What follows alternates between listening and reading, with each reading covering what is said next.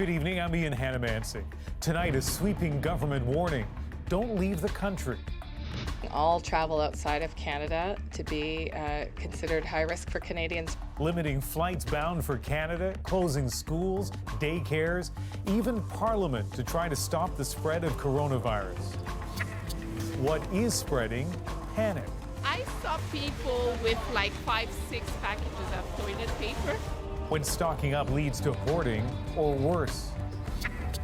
And that fear is driving hundreds to get tested, overwhelming the system. Patients cannot just come in, walking in for testing. Who really needs the test and why you should stay out of the ER? Cases soar in the U.S. I am officially declaring a national emergency. Two very big words. As the U.S. president ignores his own public health advice. This is The National. COVID-19's impact on Canada is getting wider. The number of cases nearly 200 so far, and its impact on our lives, our communities, and our work is already massive. The concern now that this outbreak in this country has only begun. I know that you're worried. You're worried about your health, about your family's health, about your job, your savings, about paying rent, about the kids not being in school. After a week of chaos from the stock market to supermarkets, the federal government says help is coming, but also advises Canadians not to leave the country unless absolutely necessary. And as the Prime Minister remains in isolation, tonight we'll look at Ottawa's plan to control the spread of the virus and to support the economy, including the growing list of restrictions and cancellations and how panic is making a hard situation even harder, from grocery stores to diagnostic testing. Considering how quickly things are changing, many of you are on edge and have lots of questions. Well, today we got some answers and warnings today from the federal government. David Cochrane begins our coverage from Ottawa. The Prime Minister is fighting this virus on three fronts: his family's health, the health of Canadians, and the health of the Canadian economy. We will be supporting the economy and Canadians through this time. Because his wife tested positive, Trudeau will work from isolation as his government tries to stop the contagion.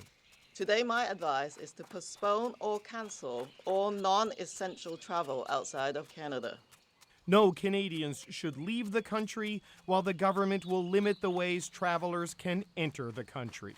International arrivals from certain regions will land only at a few specified airports. This will enable us to concentrate our precious resources for our border services officers and for our public health officers.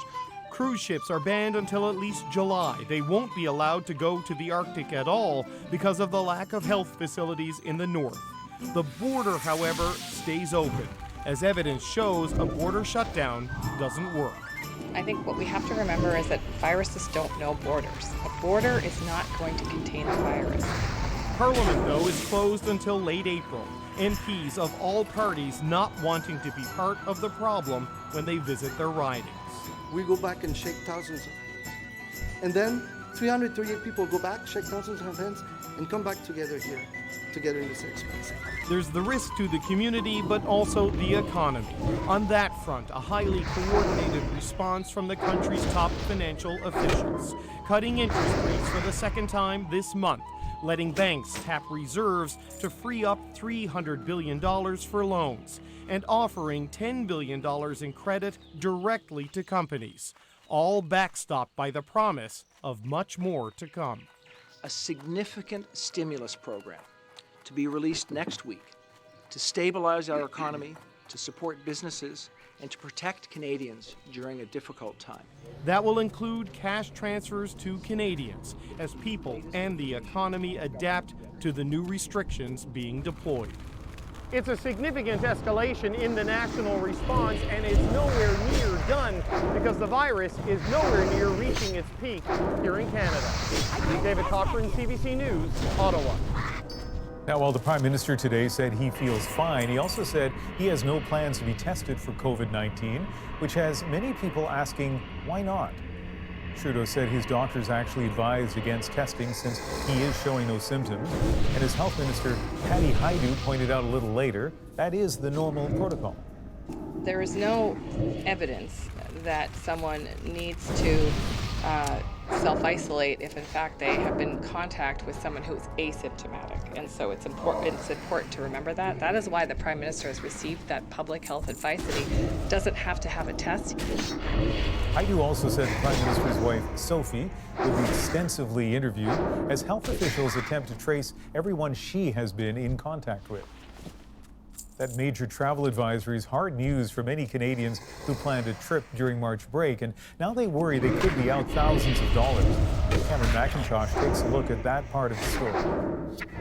It's just directing me to a lot of government sites. He's taking the advice, but all day, like thousands of other Canadians, Mike Brown just couldn't get through. Yeah, look, it's ticking away, connected, but it's dead air. Trying to cancel the trip he was supposed to take to Costa Rica tomorrow, uncertain he'll recoup the $6,000 cost. It's really frustrating. I mean, you'd like to have some faith in humanity and that they'll do the right thing, especially with the feds coming out with, advising people to not travel internationally. We kind of feel like we're handcuffed a bit here. Tonight, Sunwing says he'll get a credit. It's one of several tour providers and airlines, including WestJet and Air Canada, revising cancellation policies in the wake of the government's advisory.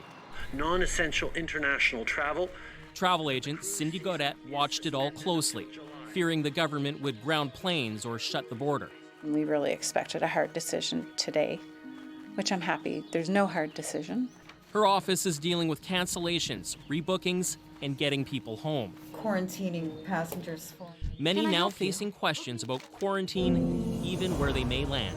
Safe travel. Once I get home, I'm going to be in my house for 2 weeks, and I guess I'll just be reading some books and waiting it out. Meanwhile, Canada's busiest airport was nearly empty, unheard of on the Friday before Ontario's March break. But some people are still traveling. Michael Jane and his father off to golf in Orlando.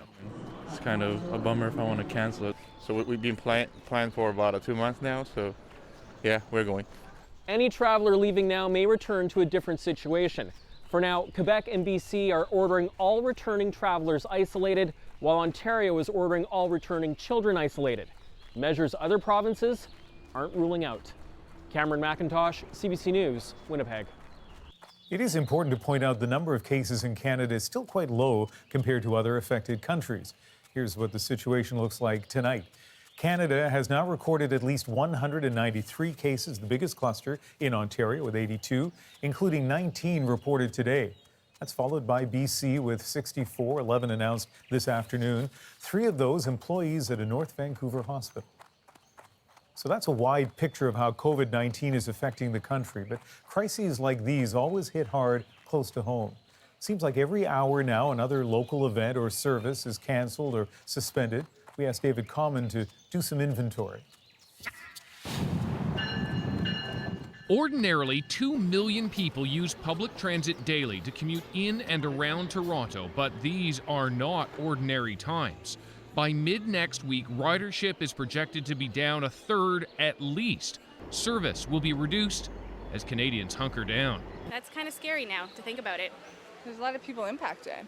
That's fine. Most companies make you work from home nowadays too, right? We've agreed to close the New Brunswick public schools effective Monday, March 16th. Meanwhile, schools are now out in New Brunswick, Ontario, Quebec. The second possibility is many universities and colleges and now daycares too. With few other options, Canadian parents may have no choice but to work from home or not at all. If it seems like an overreaction when all this is done, it just means that it probably did what it was supposed to do. For some parents, reducing contact is about reducing risk.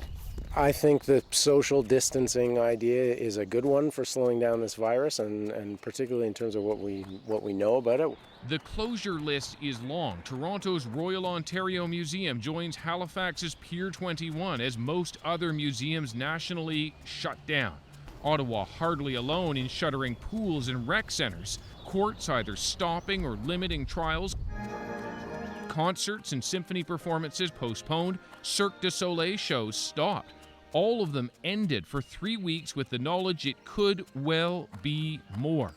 An effort to limit the spread. For some, this will be deadly serious. For others, it's an inconvenience or an opportunity. I got to go with my grandparents. An advantage to Canada's closing down. David Common, CBC News, Toronto. The impacts of COVID-19 are also stretching to more than 50,000 employees of the Ontario Public Service. The province has asked employees to work from home beginning on Monday until April 3rd if feasible. This follows a vote at Queen's Park to suspend the spring legislative session temporarily. The Tories are also determining whether to postpone the March 25th budget. Another senior Canadian politician went into isolation today. PEI's Premier Dennis King says that he'll spend the next 14 days at home after traveling to Boston with his family earlier this week. In a statement, King says he and his family aren't experiencing any symptoms and believes their risk of exposure to COVID-19 was very low. While some public places have been thinning out, grocery stores are jammed with customers. They're loading up with supplies to make sure they don't run out. And in the process, emptying the shelves. Thomas Dagla went to find out what's fueling this panic. On a quick trip for essentials? Good luck. Consider this coronavirus-fueled panic buying. Empty shelves, lineups that keep going and going and going. Excuse me, sorry. Not to mention a tight squeeze in that crowd, even as public health experts urge everyone to avoid contact. Yeah, it seems about a little bonkers in there now today. There's lots of people and more than normal, even on their busiest day. I saw people with like 5-6 packages of toilet paper. Indeed, with so many users sharing pictures online showing toilet paper shelves empty, unfounded fears of a shortage run rampant. Toilet paper isn't the only thing running low in some stores, like non-perishable food items, tomato sauce, and pasta in this store. It's nearly all gone. But stores are restocking every day, and officials across the country promise. Right now, all trucks are delivering goods, and we don't expect any shortage. So what's driving the panic? This medical anthropologist blames the fear of a mysterious virus and the need to do something to help. Hoarding behaviors in the context of an outbreak are not helpful. Problem is, overbuying prevents others from grabbing their own supplies. But it gets worse, like those reselling cleaning wipes online at outrageous prices. I'm profoundly disappointed in people who are hoarding and then selling online. I think that's just offensive. Grazie mille. And don't forget, even in Italy and other countries worse hit by COVID-19, stores selling essentials remain open, while everything else grinds to a halt. In Canada, stocking up may be helpful, but buying all in sight makes a crisis worse. Thomas Dagg, CBC News, Toronto. Here's another way widespread panic can harm your community. People who think they might have the virus are showing up at hospitals and assessment centers when they really shouldn't be there. Christine Burak shows us why that's a problem. They're lining up, masked and worried they might have the virus. Inside, there's no waiting room. A registered nurse is screening patients to determine if they need to see the doctor. Yesterday we saw about 170 patients, and today it looks like a lot more.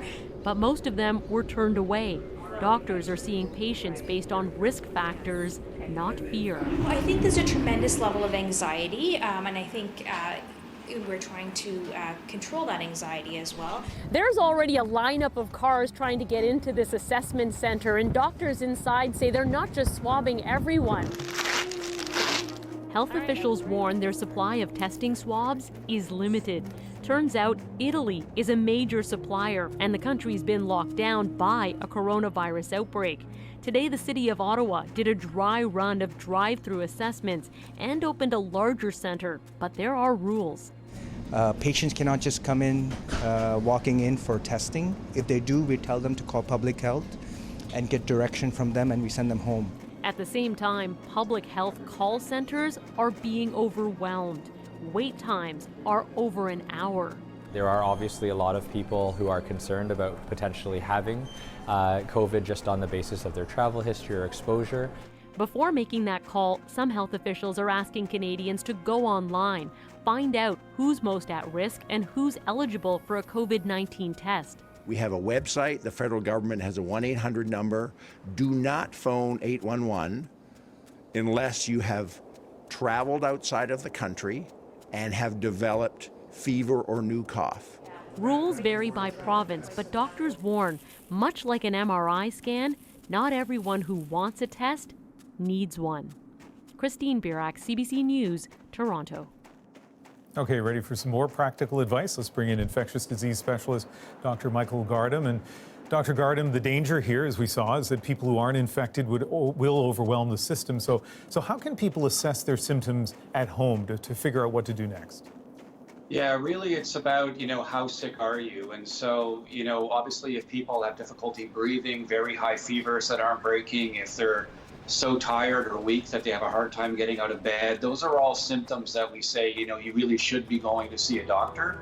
But for very mild symptoms, if you come and see us, there's no specific treatment for this. So we're just going to send you back home again. So it's really about how sick you are.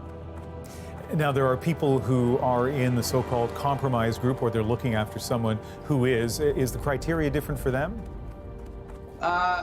No, not particularly. I mean, it really comes down to if people are ill enough, or if there are other extenuating circumstances, when they go to an emergency department, the doctors may decide to test them.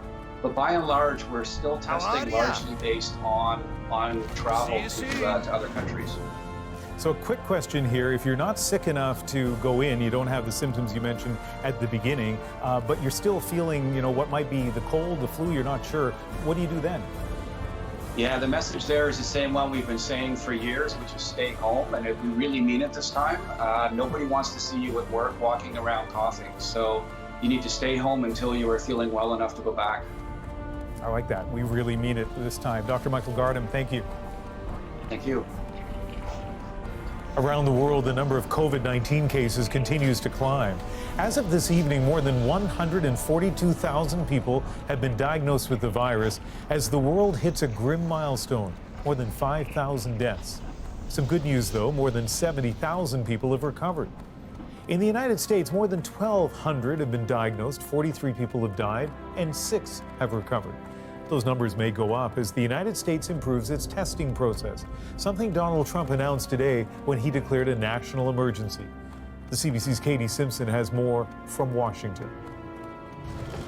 The president and his coronavirus team are significantly ramping up the fight against the disease.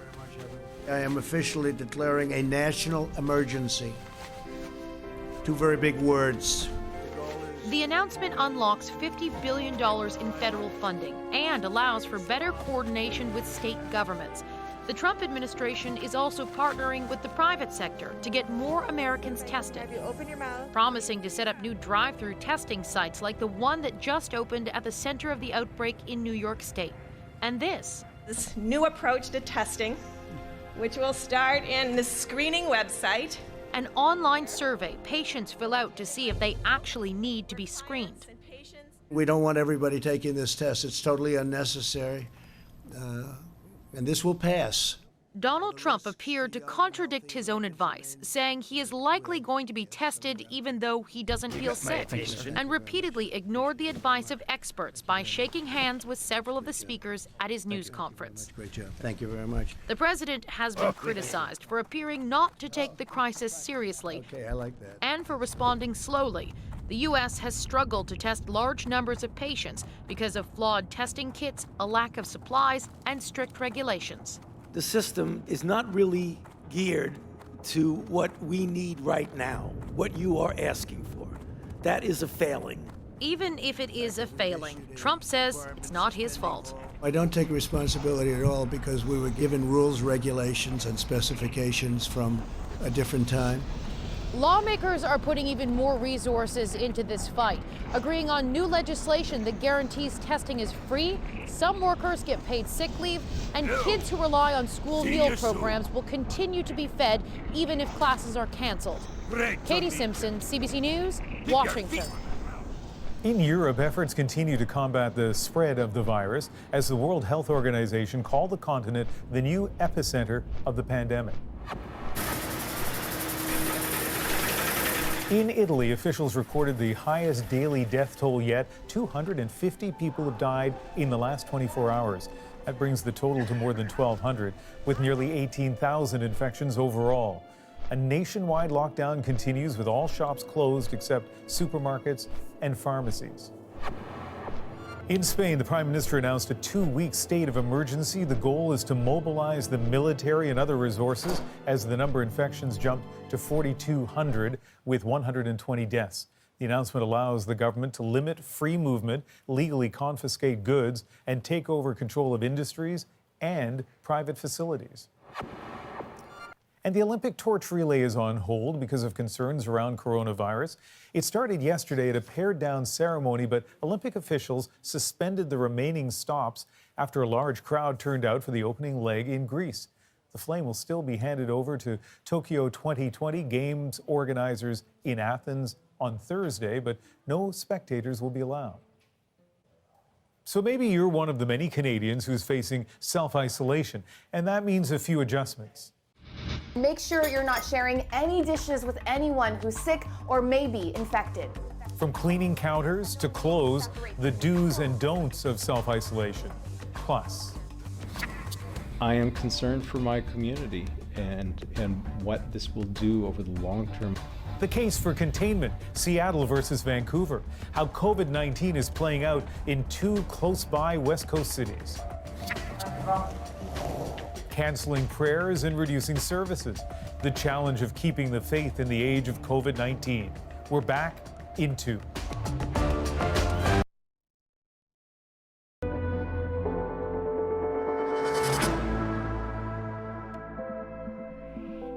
Welcome back. All through the coronavirus outbreak, skeptics have downplayed the dangers, but a simple graph has been driving home the need for preventive measures.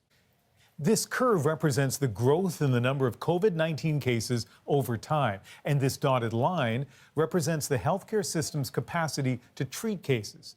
Now, without precautions, those new cases pile up fast, exceeding the capacity of the system. But if people are cautious, new cases increase more slowly, and the system should be able to cope. One of the methods to slow the spread is self-isolation, but it doesn't always mean locking yourself inside a sealed chamber. For example, you saw the Prime Minister standing outside his residence, a safe distance from the media that was gathered there. But what if you have to stay home?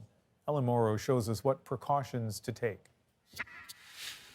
More and more people are in self-isolation at home, either because they have the virus, worries they could be carrying it, or as a precaution. This is what you should do if you find yourself in that position. First things first, you're not leaving your home unless you need medical care. Don't go to the store, get on public transportation, in a taxi. You're staying inside. If you live with others, you need to keep your distance from them. You should also stay away from any pets you might have.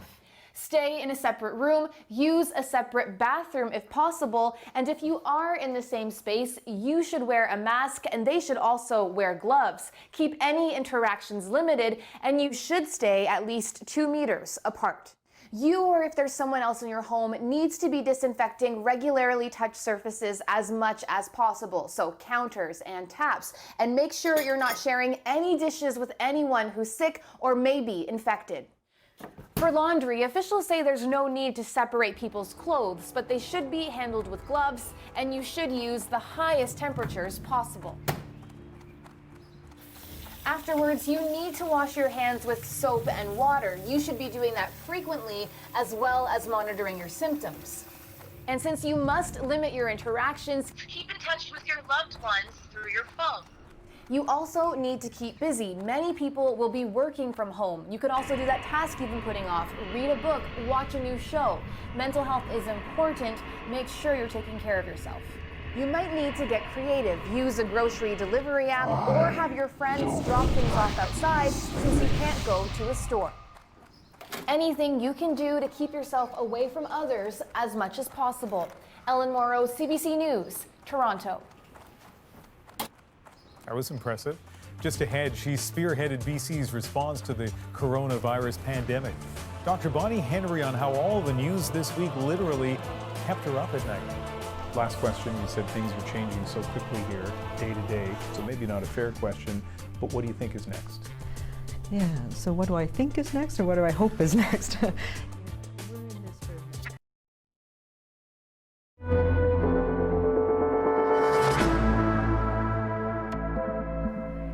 This next story is about two cities just over 200 kilometers apart with vastly different experiences when it comes to COVID-19.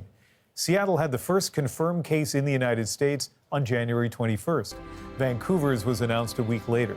Since then, cases in BC have risen slowly, but in Washington state, they have exploded. Our crews went to find out, and by the way, they came back before the province announced the new travel restrictions. There you go.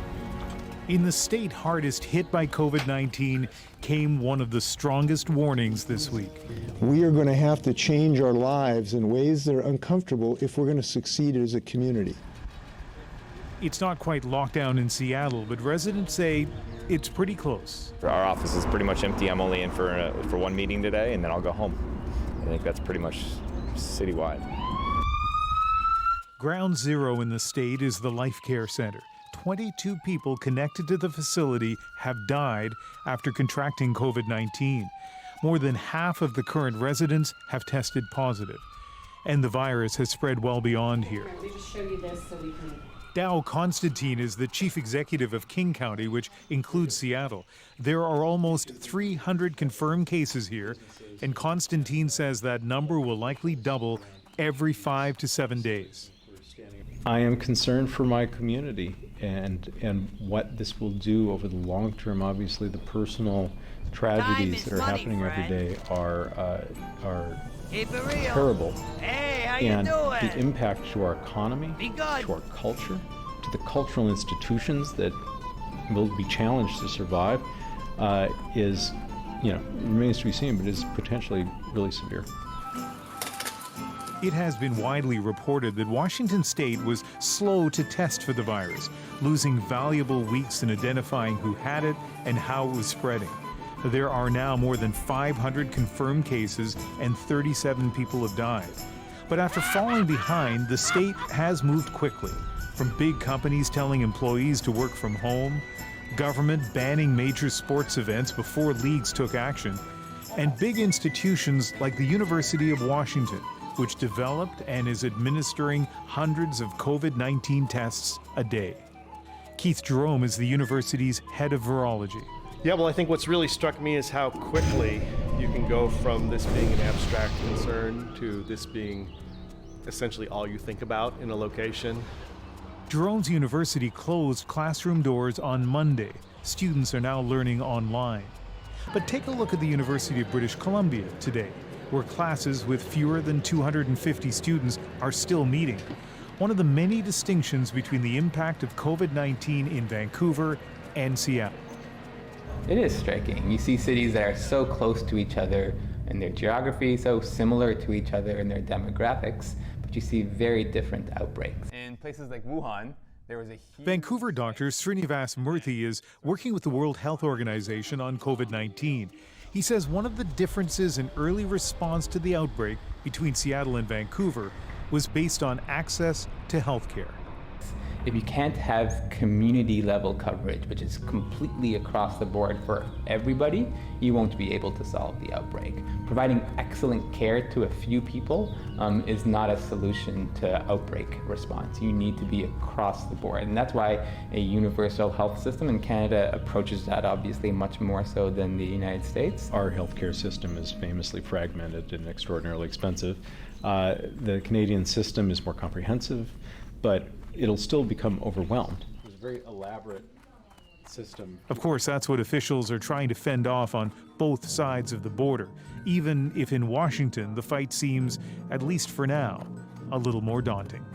For all of our admonitions to keep a safe distance from others and work from home, we end up coming to work. We are at my office building today. And I will tell you that we've already identified that someone who was in this building is positive for the coronavirus. So you have to avoid touching things, you have to wash continually, you have to not touch your face, and you have to keep those who are most vulnerable away from infection. That is the most critical thing.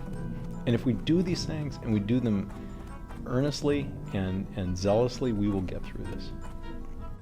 That is the message on both sides of the border. It's not every day that a provincial health officer becomes a household name, but here in BC, Dr. Bonnie Henry has emerged as one of the faces and calm voices of this pandemic. Day after day, Dr. Henry has been out front, guiding British Columbians with facts. The risk still remains very low. Humor. Wash your hands like you've been chopping jalapenos and you need to change your contacts. And compassion. I went through SARS. I've been through Ebola.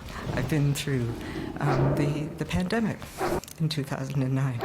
And I just know how stressful it is for our healthcare system, for my colleagues, and for families. Yesterday, she announced some significant changes. We are advising British Columbians against all non-essential travel outside of Canada. We are directing all event organizers in British Columbia that they will be required to cancel any gatherings larger than 250 people. I spoke to Dr. Henry earlier today and started by asking about the sudden increase in restrictions. It really came down to feeling that the changing situation globally, the changing risk, that it would be better to go too soon than too late. And if we went too late and didn't protect people, we would never be able to recover from that. A lot has been emphasized about what we can't do or shouldn't do. Here we are on a Friday night heading into a Saturday. What can we do? Yeah, so that's it. We want to find that balance of protecting people as best we can and protecting our communities and particularly our seniors and elders. But we need to live life and society has to go on and we want to minimize as much as possible the disruption. So there's lots of things we can do. We're not closing down society and we're not closing down outdoor things. I mean, this is a perfect time to go walking in the park, go with your kids, go skiing, go visit ski hills, go to restaurants, go out. But just be mindful. And if you're not feeling well yourself, stay away. And stay away from people who might be more vulnerable.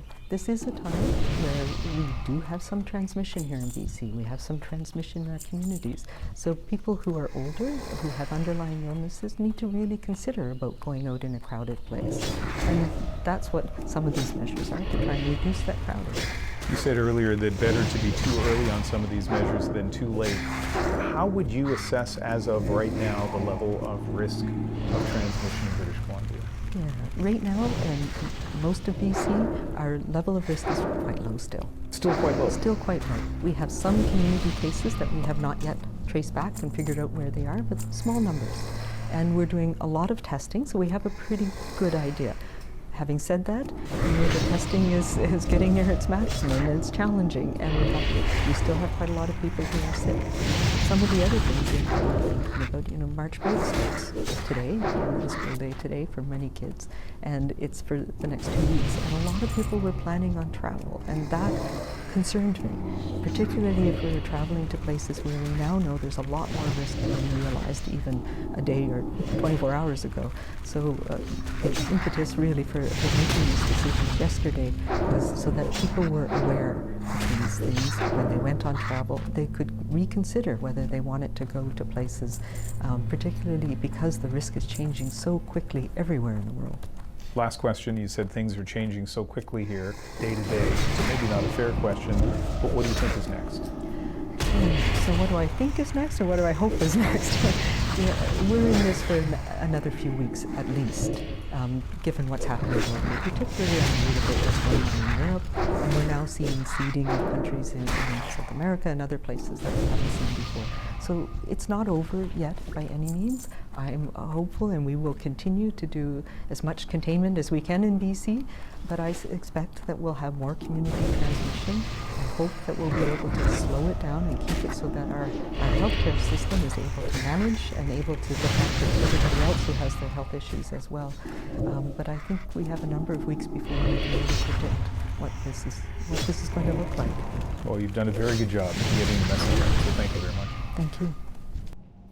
Public health officials have stressed the importance of hand washing, but that may be nearly impossible on some domestic flights. I kind of felt like I was riding in a porta potty in the sky kind of thing. What's missing from some of Canada's major carriers? And later, schools out. The pandemic has some of Canada's largest universities canceling in-person classes. We'll look at the implications for students.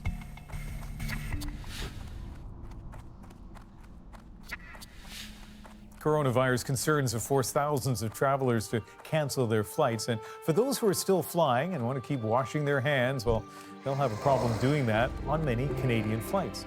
CBC News has found that many planes don't have running water. Dave Seglins investigates. Great travel season, but what to do amid all the warnings about coronavirus? The most important thing everyone can do is wash your hands. But that's not possible aboard some Canadian flights. Ken Walker flew home from Halifax Wednesday on Air Canada. The washrooms have a shelf where a sink would be, but instead of a sink, they just have hand sanitizer. Not good enough, he says. Well, I think a sink with running water and soap would probably be effective on an airplane. I kind of felt like I was riding in a porta potty in the sky kind of thing. Heather Budd of St. John's took to Twitter after her flight Wednesday. Just returned from vacation via Air Canada, and the last leg of her journey, she wrote, didn't even have water in the teeny-tiny washroom. CBC's found many smaller planes don't have running water. WestJet has 47 of these prop planes without it. Porter Airlines, their entire fleet of 27, same problem, leaving travelers facing tough choices. I made sure I used the sanitizer and pretty thoroughly. Absolutely not, I wouldn't go on there. No, I work in a cafe, so I'm used to washing my hands every 10 minutes, so if I didn't have access to that, no chance. Air Canada, WestJet, and Porter all say they're providing hand sanitizer or wipes if running water's not available and meeting all requirements. This microbiologist has studied hygiene on airplanes. He just arrived home on a flight from Florida. Well, yes, certainly hand washing is the key thing, more than hand sanitizers or anything else. But he says airplane washrooms present a risk, water or no water. It's a very unusual environment, a lot of people closed in, and when you go into the washrooms, as you'll know, it's very cramped. In actual fact, we found E. coli and all kinds of things on the latch into the bathroom and out of the bathroom. And so he tries to avoid airplane washrooms altogether as the airline industry grapples with this COVID-19 crisis. Dave Seglin, CBC News, Toronto. Coming up, how a lockdown country is fighting the coronavirus with pots and pans. Italians break the silence of their quarantine in our moment.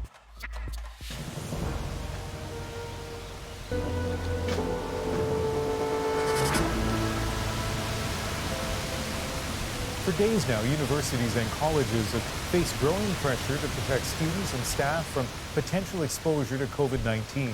Warnings about large gatherings have finally pushed many to take action.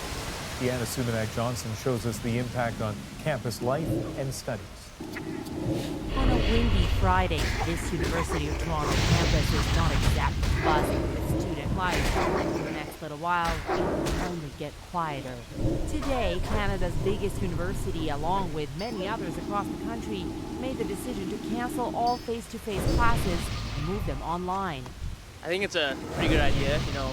Social distancing is pretty important right now to contain the virus. There's a lot of repercussions of this decision that are definitely a little bit stressful in terms of labs and midterms and finals. Most students say they understand the decision, but many challenges lie ahead.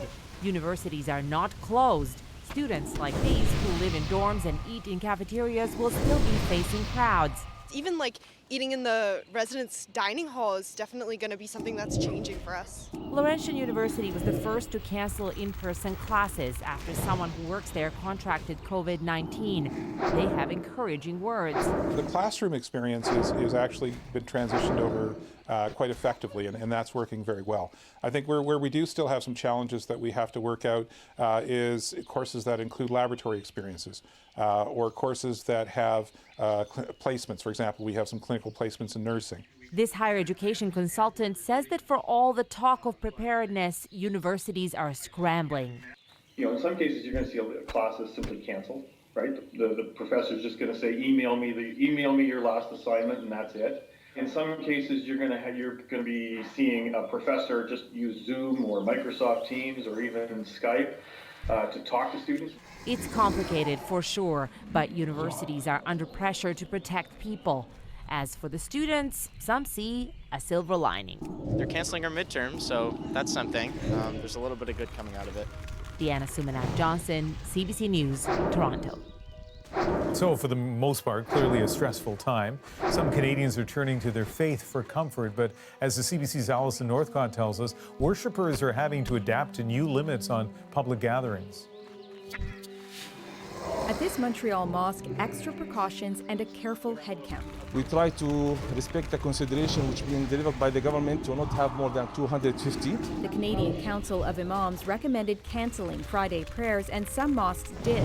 Those coming here say they are being cautious. The brothers, they made special efforts to clean up everything that is touched by multiple people. This Toronto synagogue says services will continue for now, while practicing what one rabbi calls social distancing with spiritual nearness.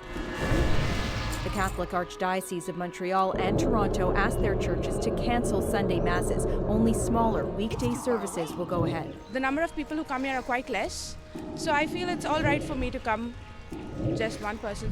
The Montreal Diocese says funerals, baptisms, and weddings can still be held with limited attendance. The Mass is a community celebration. At Montreal's St. Joseph's Oratory, where pilgrims normally come by the thousands this time of year, all Masses are cancelled, with some held online. It was a very difficult decision because the celebration of the Eucharist, the Mass, is really the core of our prayer life as Catholic, and to abandon this is very painful.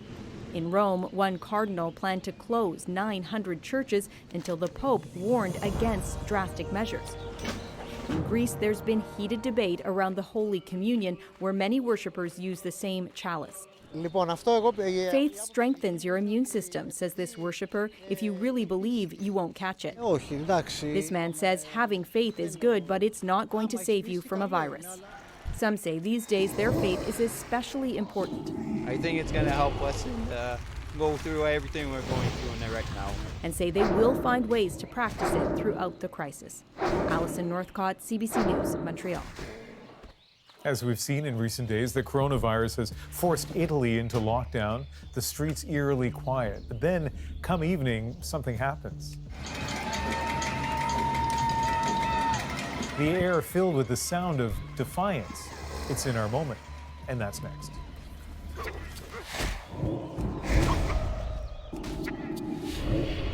Italy has been hit hard by COVID-19. The death toll is increasing. The streets often eerily empty. But through it all, Italians are finding ways to keep their community spirit alive. They're opening their windows and singing with and to each other. Tonight's song, Italy's national anthem. This cross-country show of solidarity is our moment.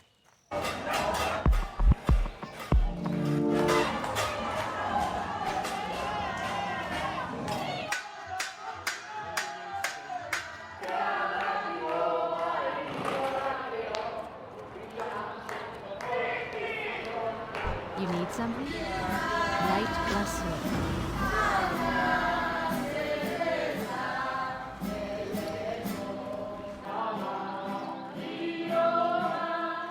Good day to you.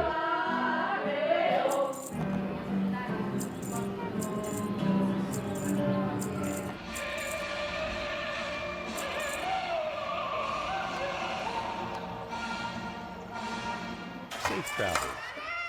Hello. Have a good one.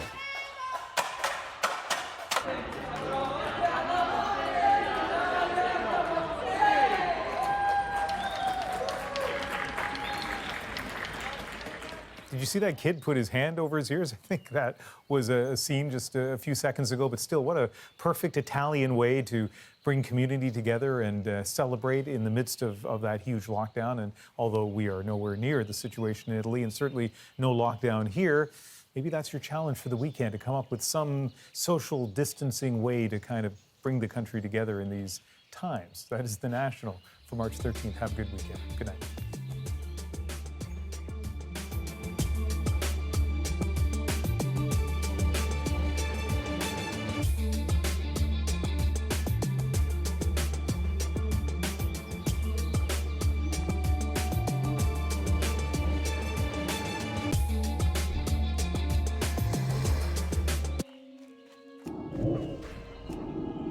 That's still recharging.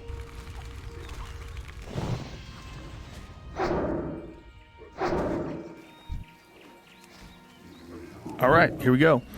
So what you said when you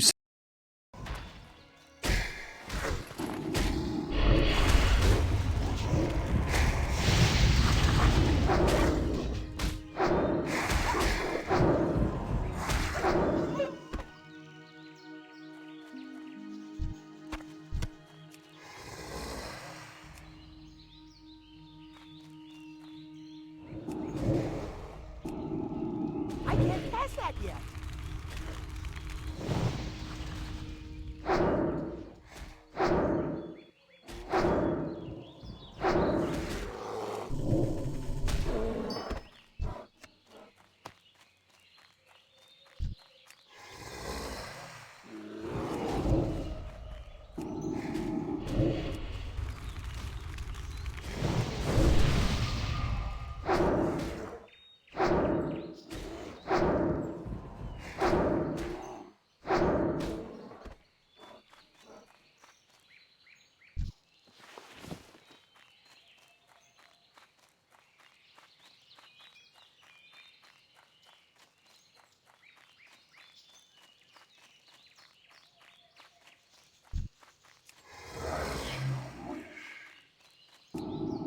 That spell isn't ready yet.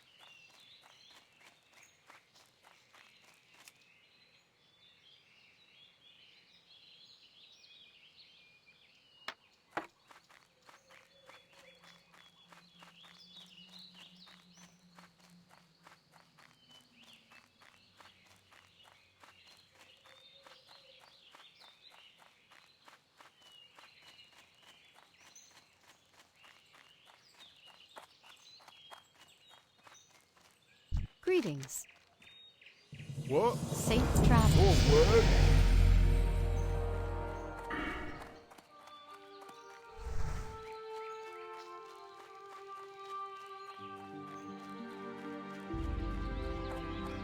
Well met. Farewell.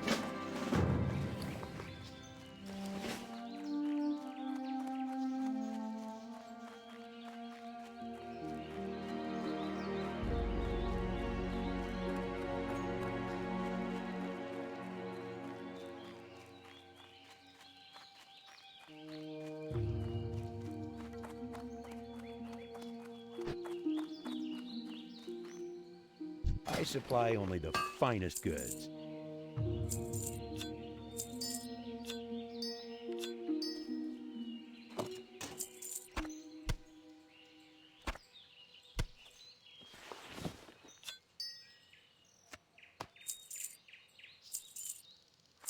See you around.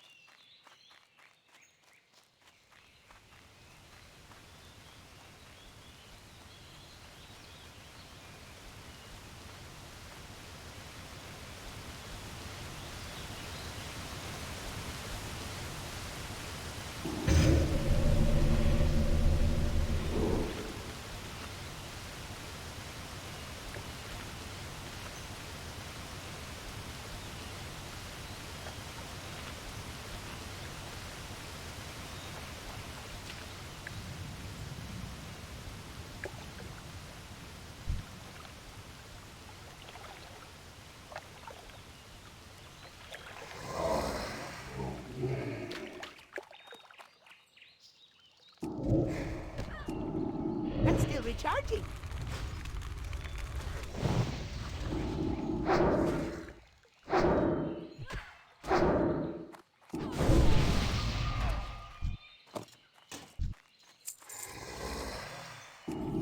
I can't pass that yet.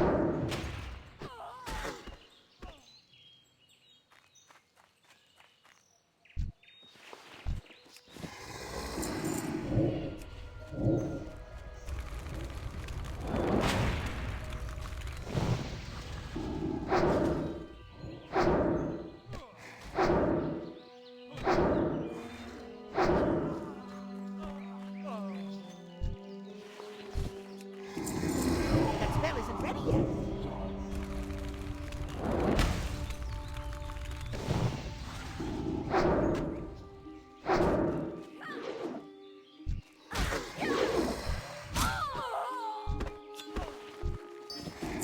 That's still recharging.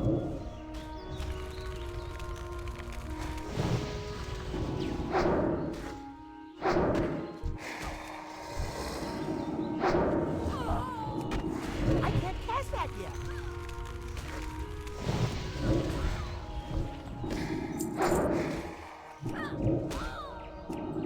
That spell isn't ready yet.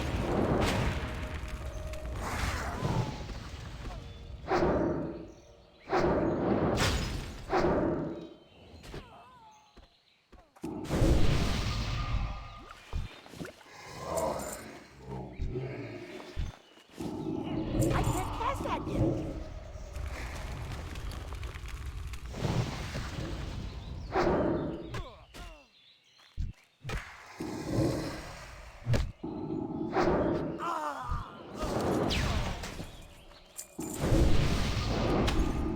That spell isn't ready yet.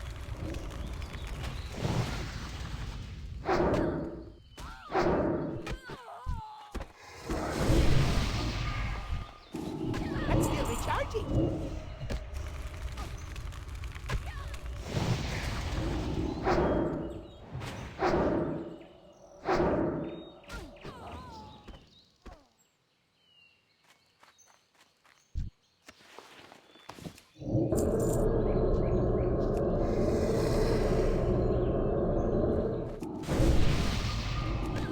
That spell isn't ready yet.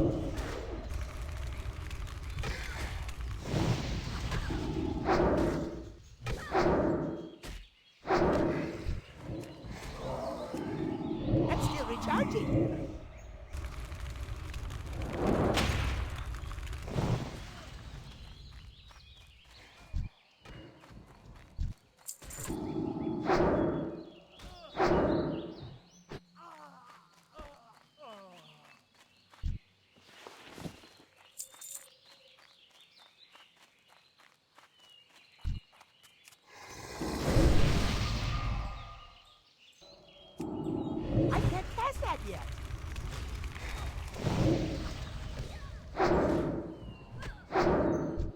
get closer.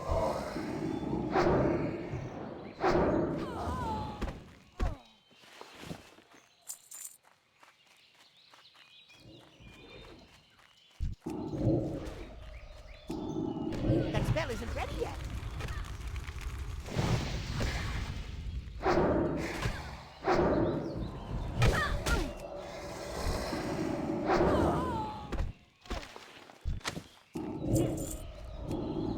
I can't cast that yet.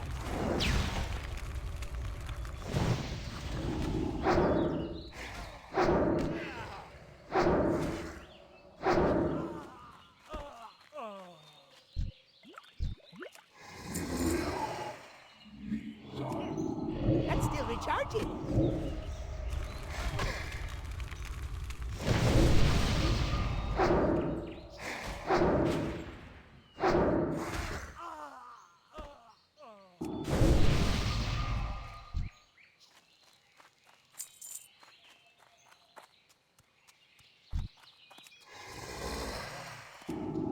That spell isn't ready yet.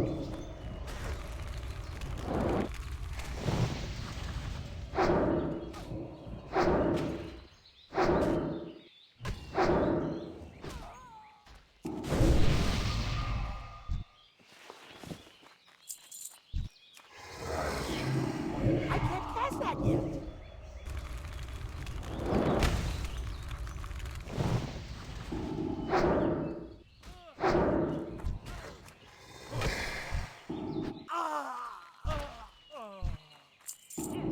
That's still recharging.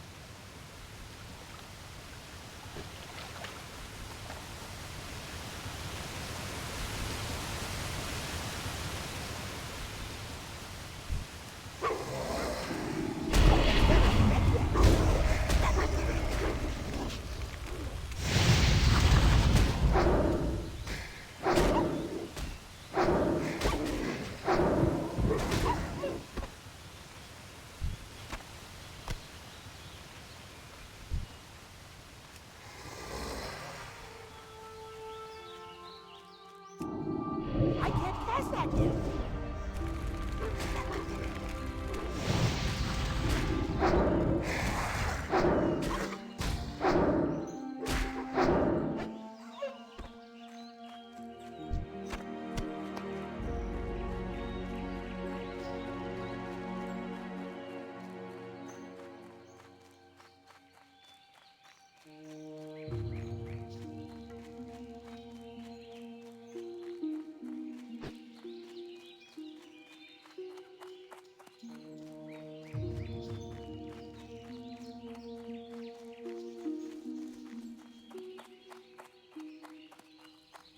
Greetings.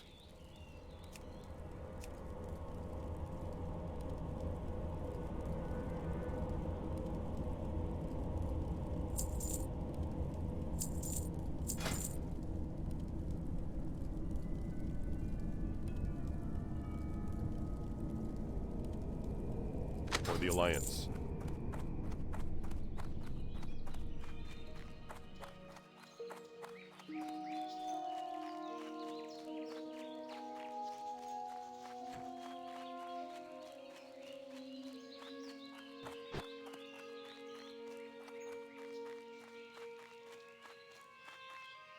Light be with you. Be careful.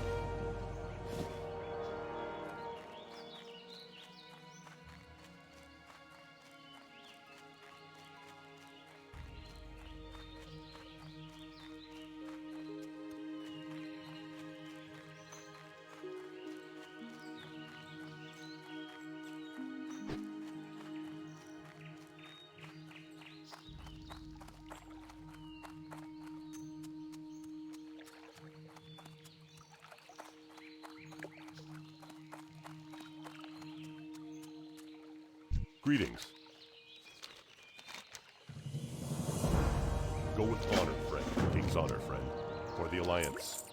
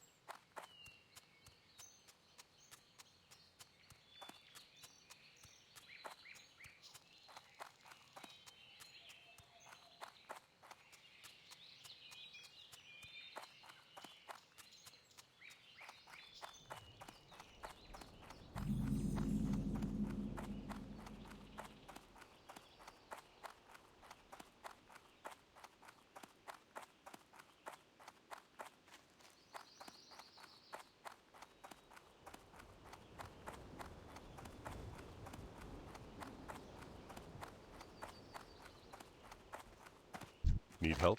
Be careful.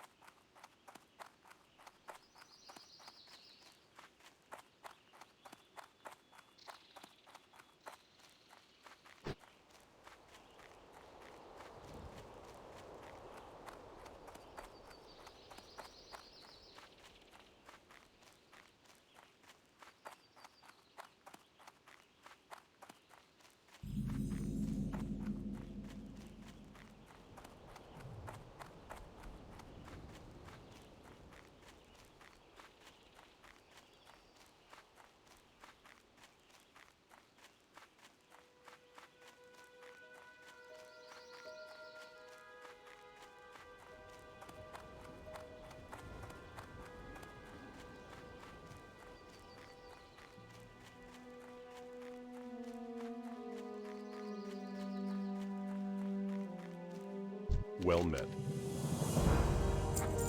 Light bless you.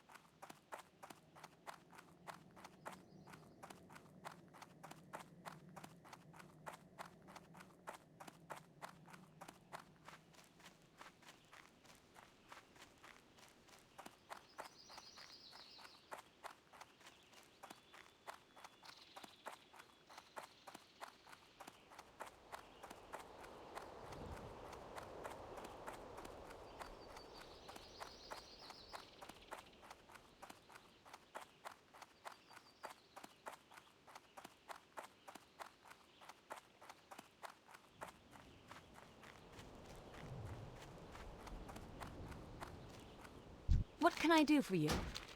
See you around.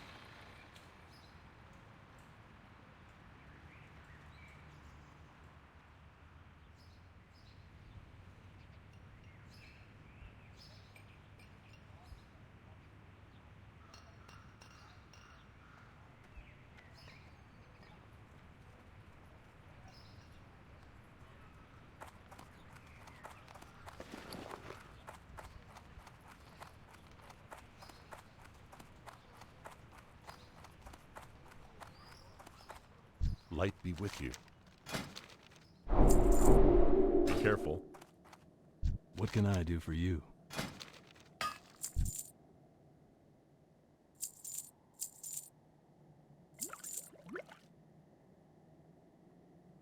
See you later.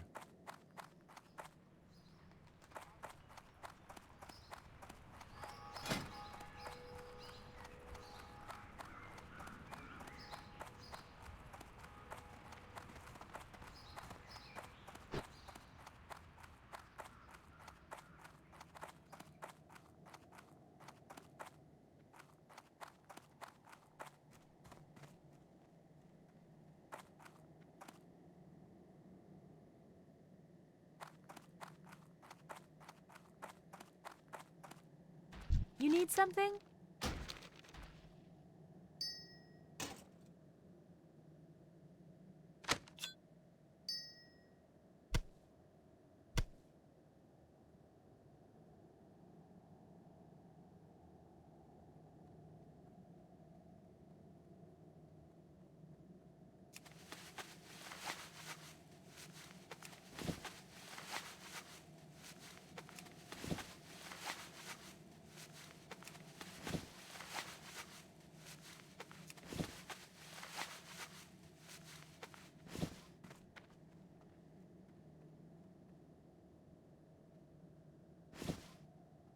See you later.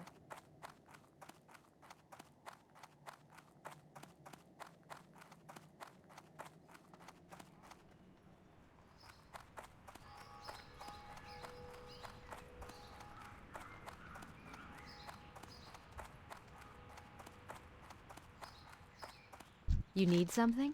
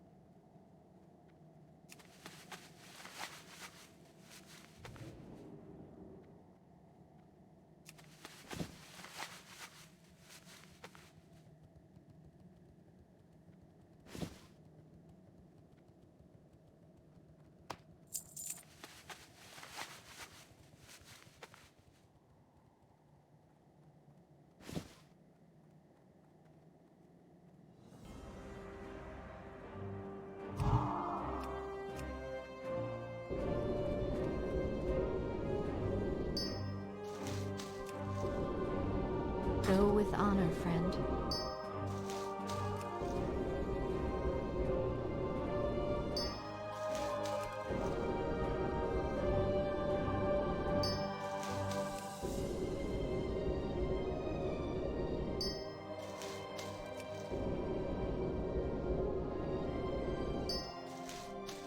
Well met.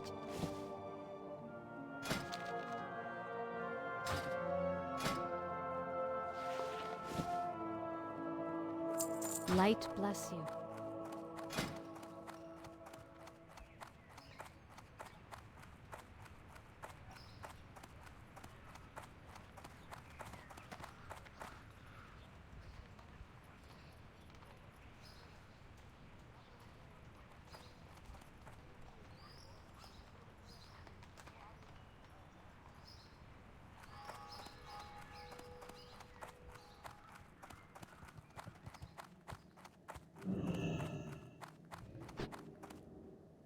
Good day to you.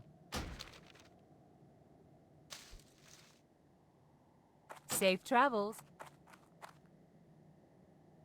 Hey there.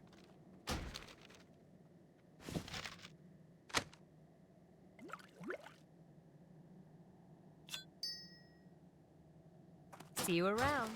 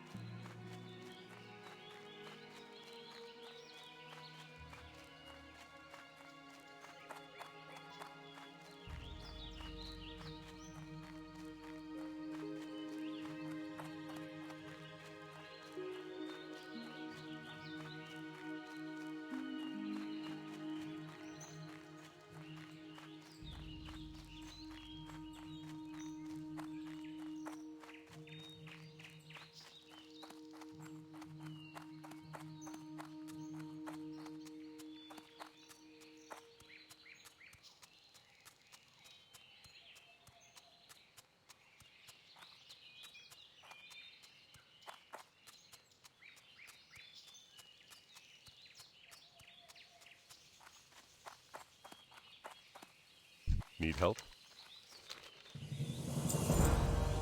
Light bless you. What can I do for you?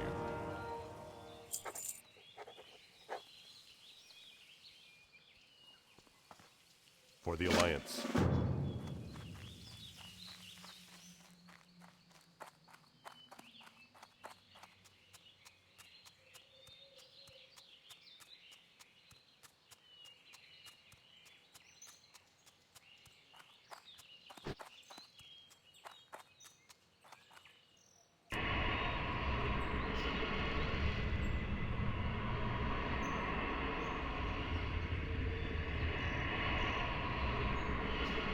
What do you want from me?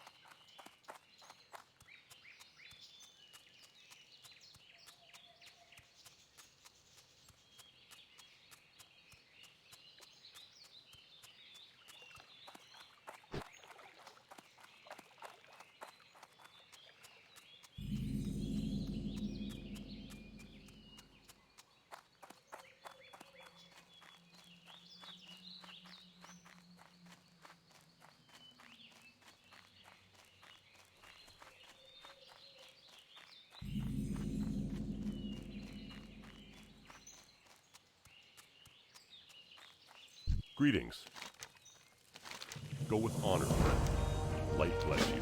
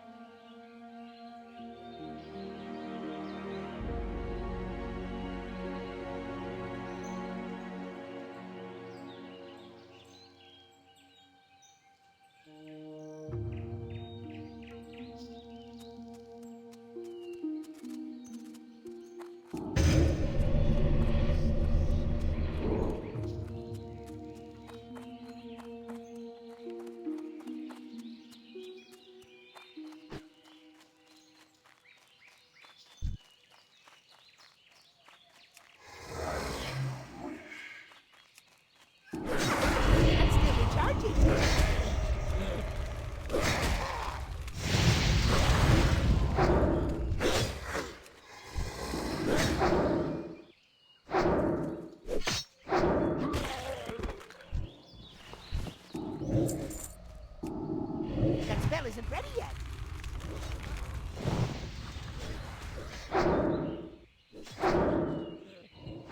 I can't cast that yet.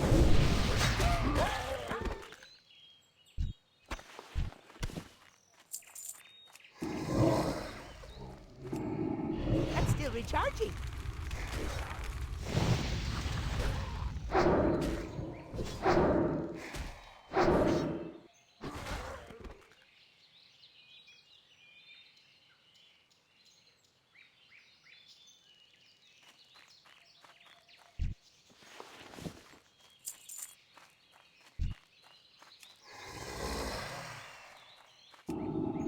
spell isn't ready yet.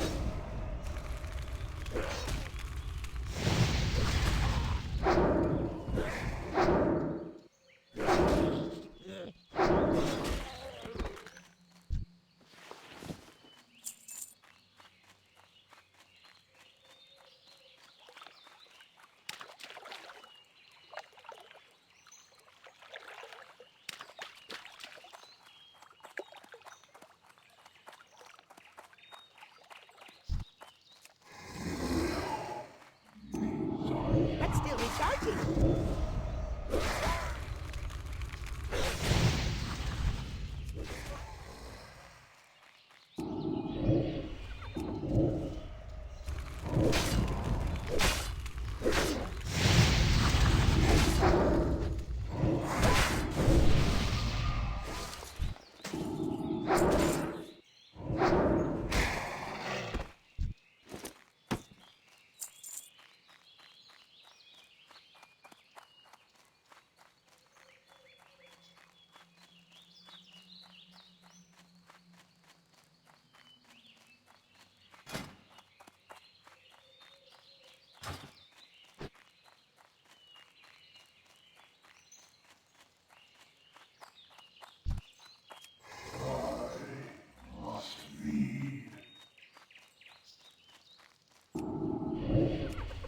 I can't pass that yet.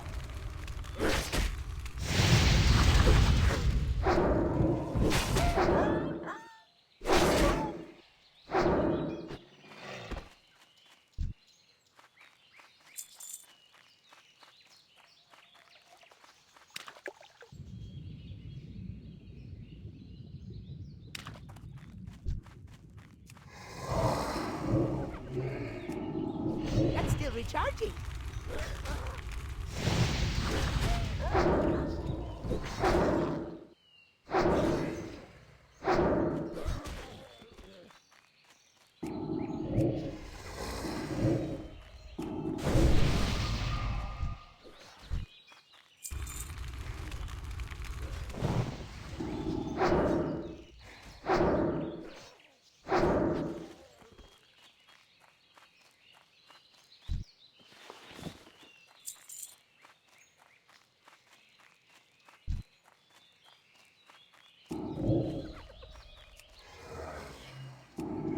That spell isn't ready yet.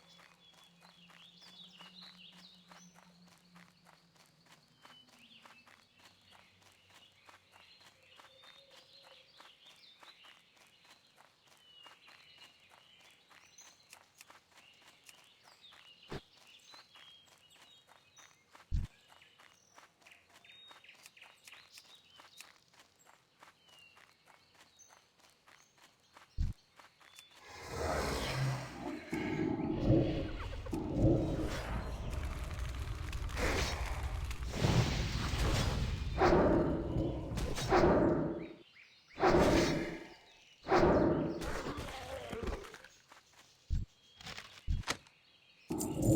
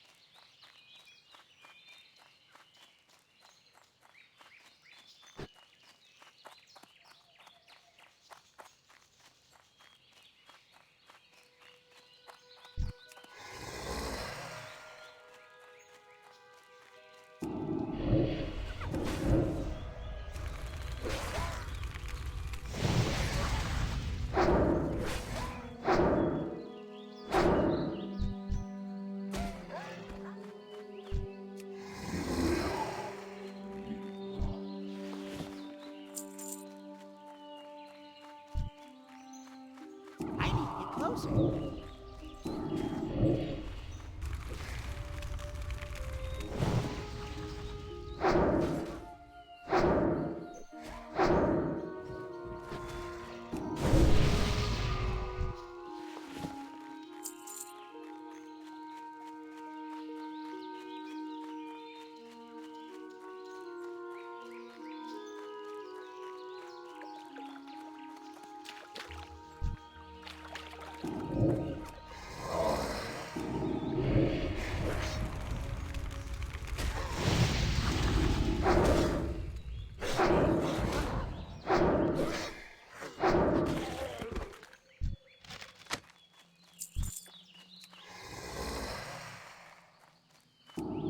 That spell isn't ready yet.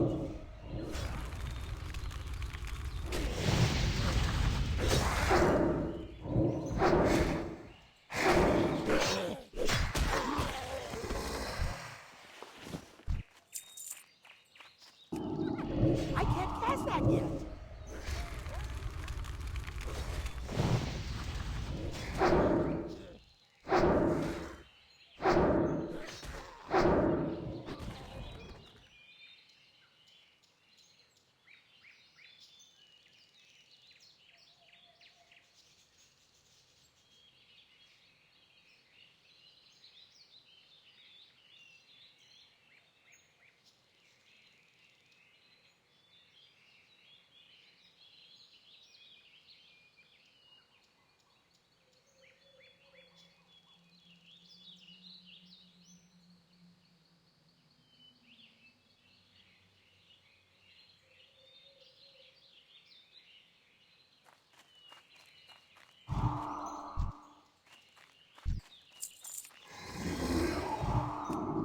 That's still recharging.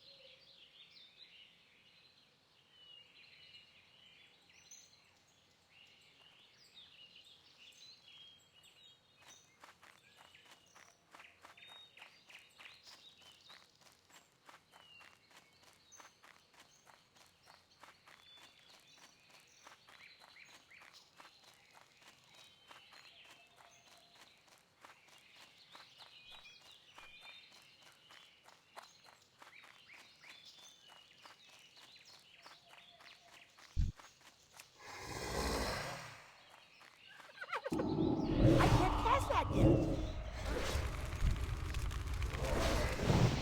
I'm still recharging. That spell isn't ready yet.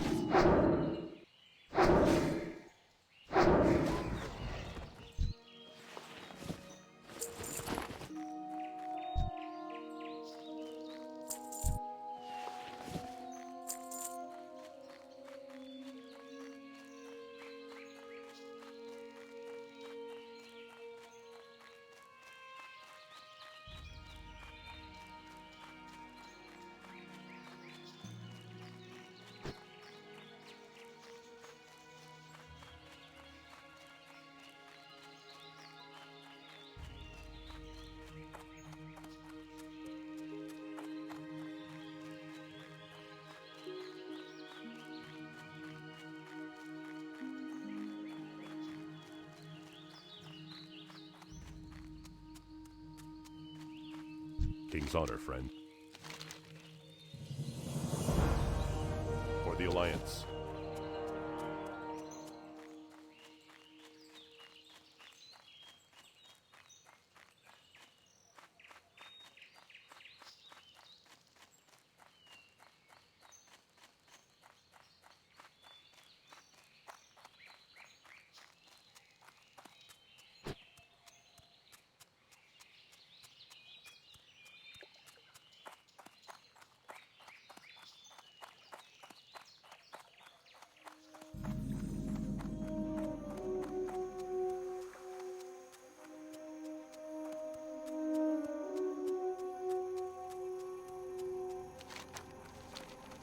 Good day to you. How are you? Have a good one. Hello. Safe travels.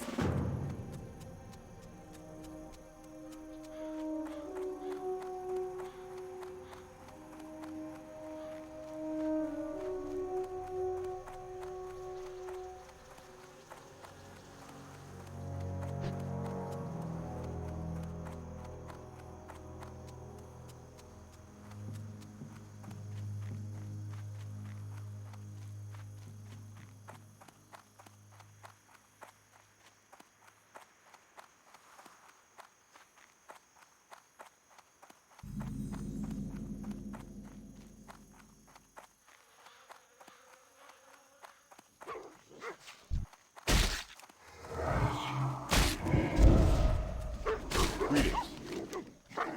Be careful.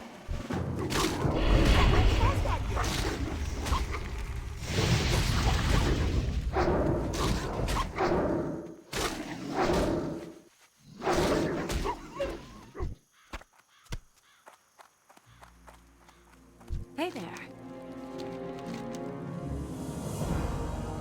Safe travels. Well met. Farewell.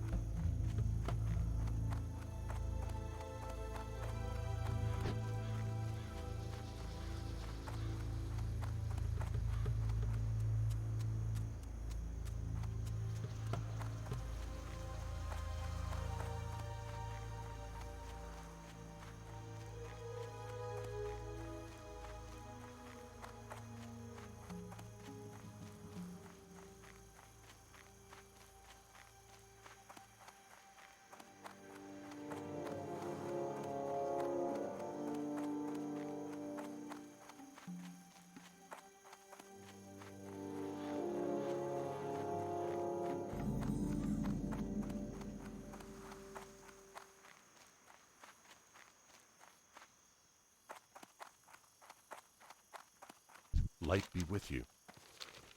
Go with honor, friend. Can I help you?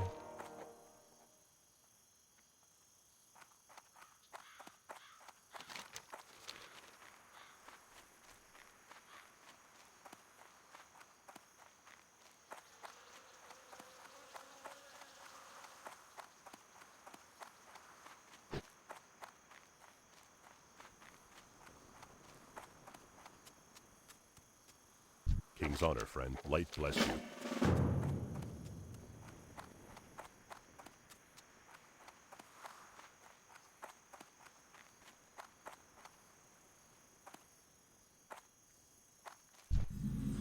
What can I do for you? See you later.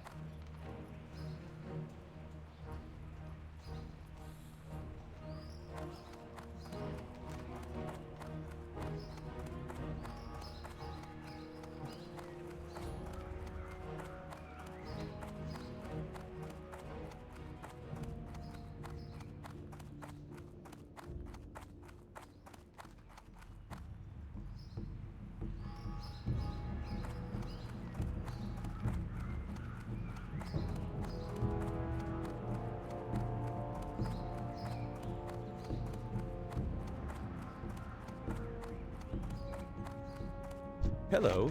Safe travels.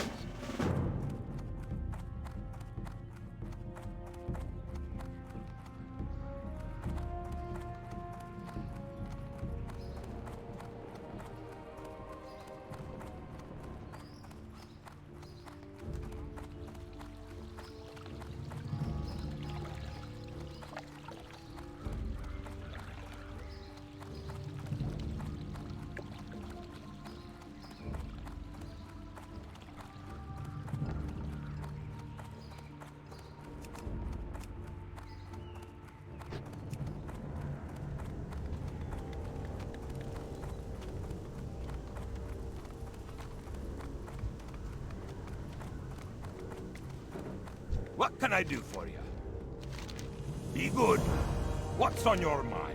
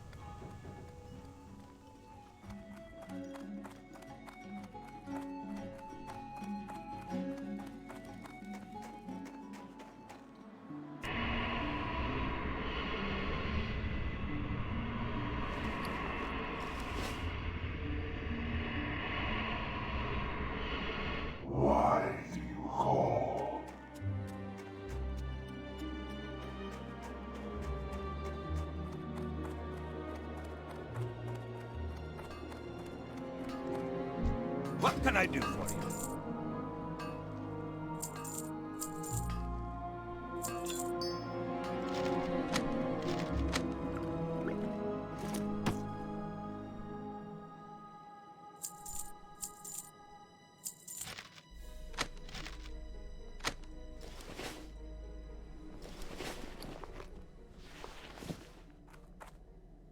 See you soon.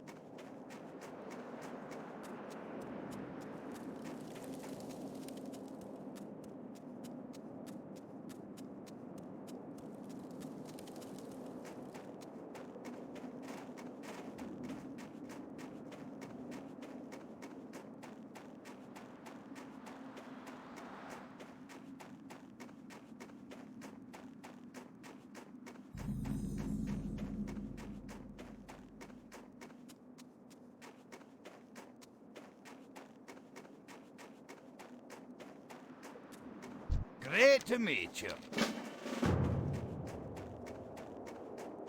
You got my attention.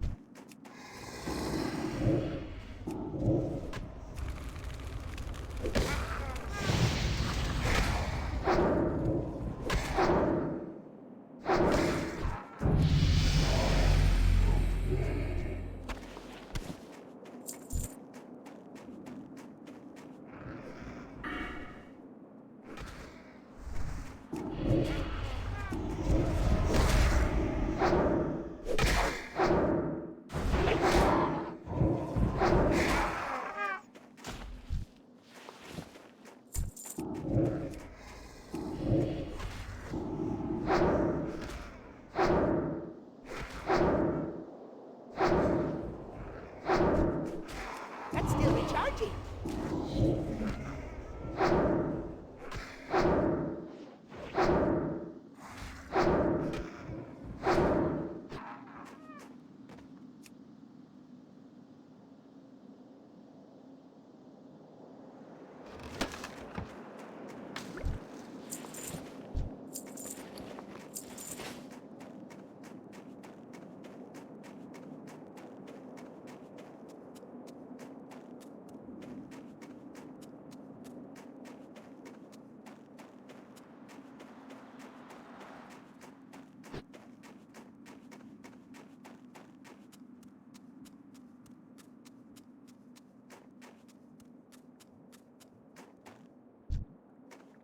Well met. You got my attention. Off with you.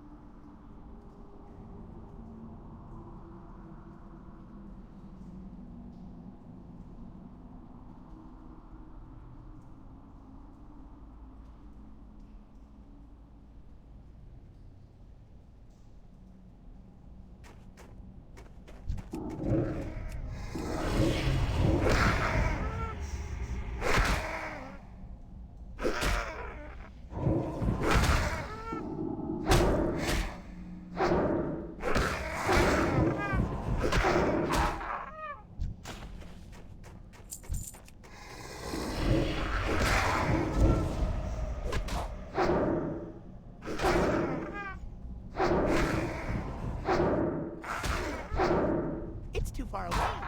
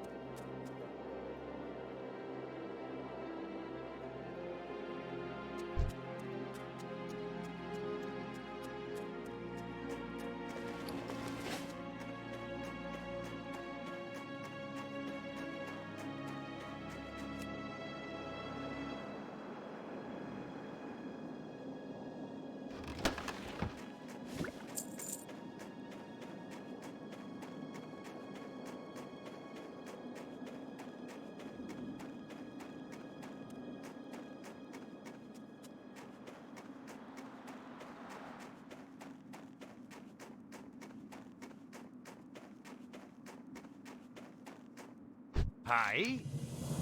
Safe travels. What's on your mind?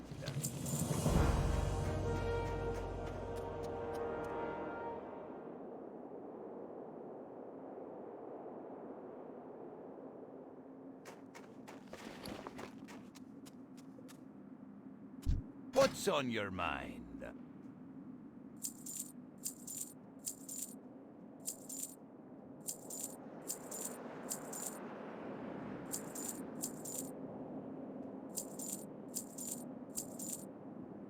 Watch your back.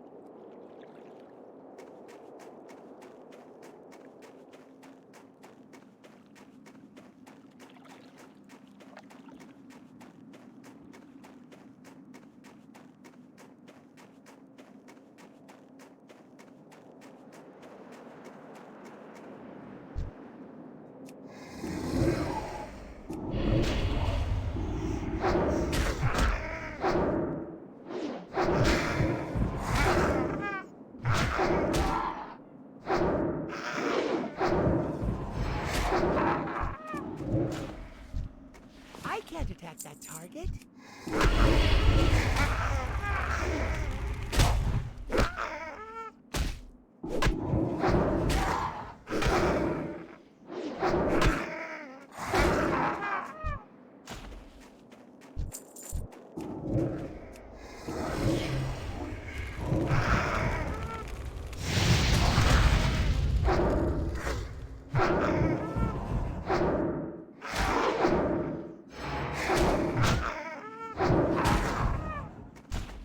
I'm out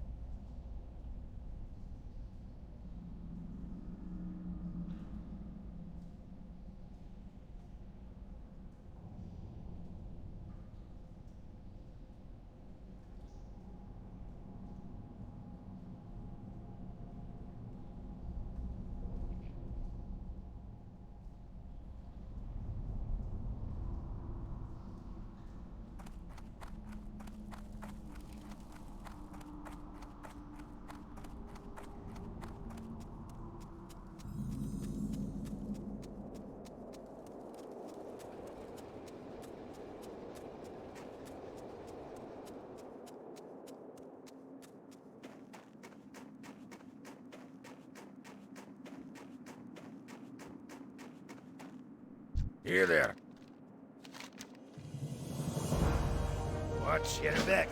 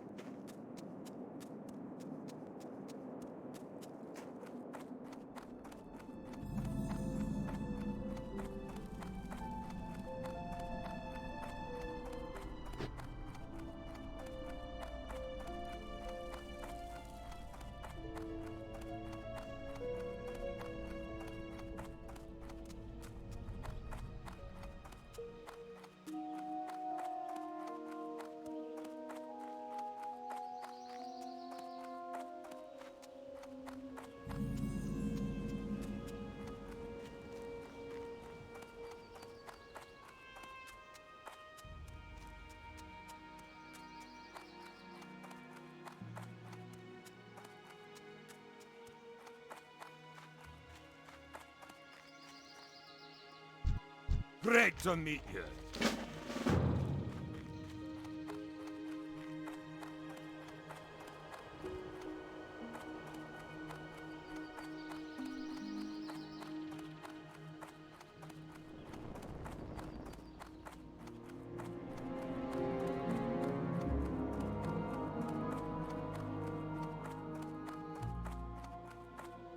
What's on your mind?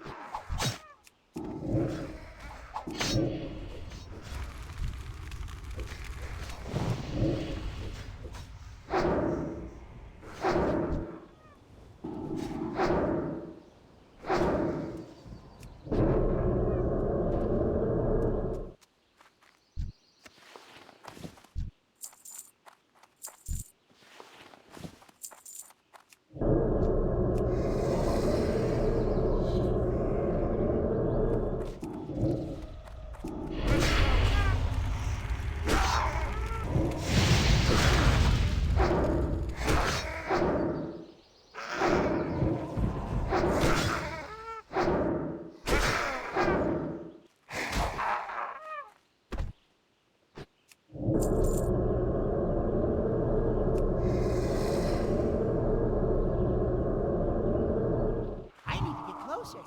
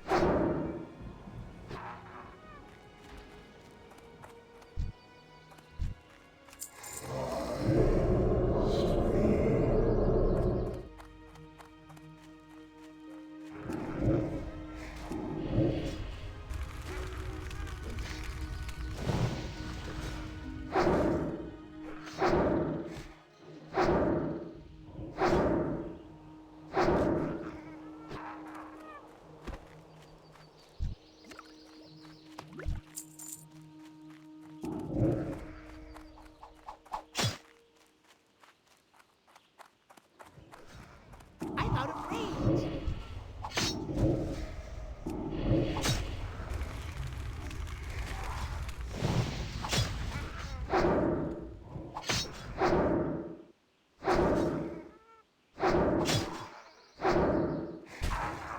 I can't cast that yet.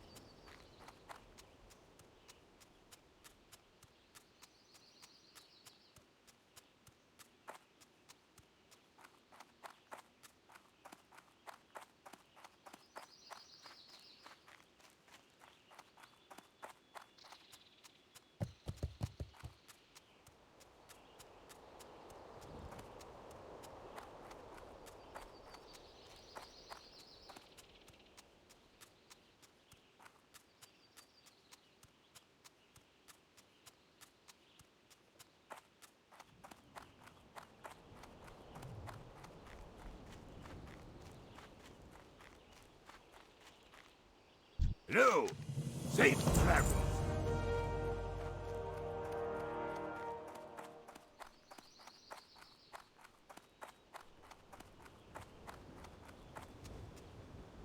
What can I do for you?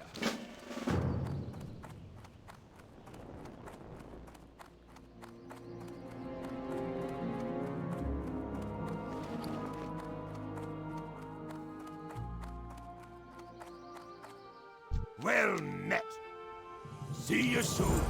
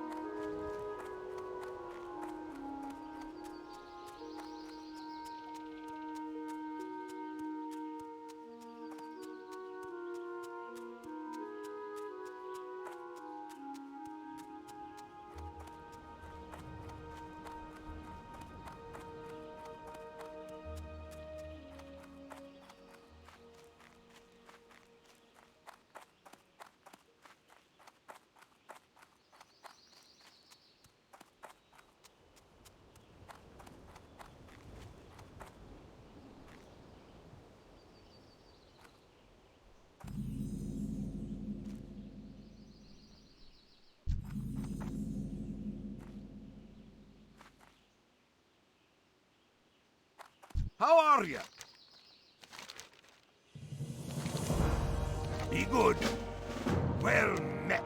Safe travels.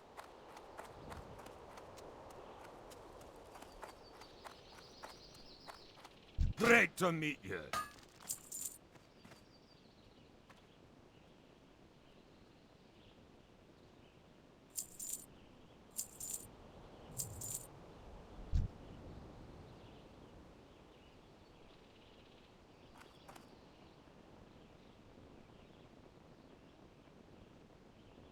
Keep your feet on the ground. Well met.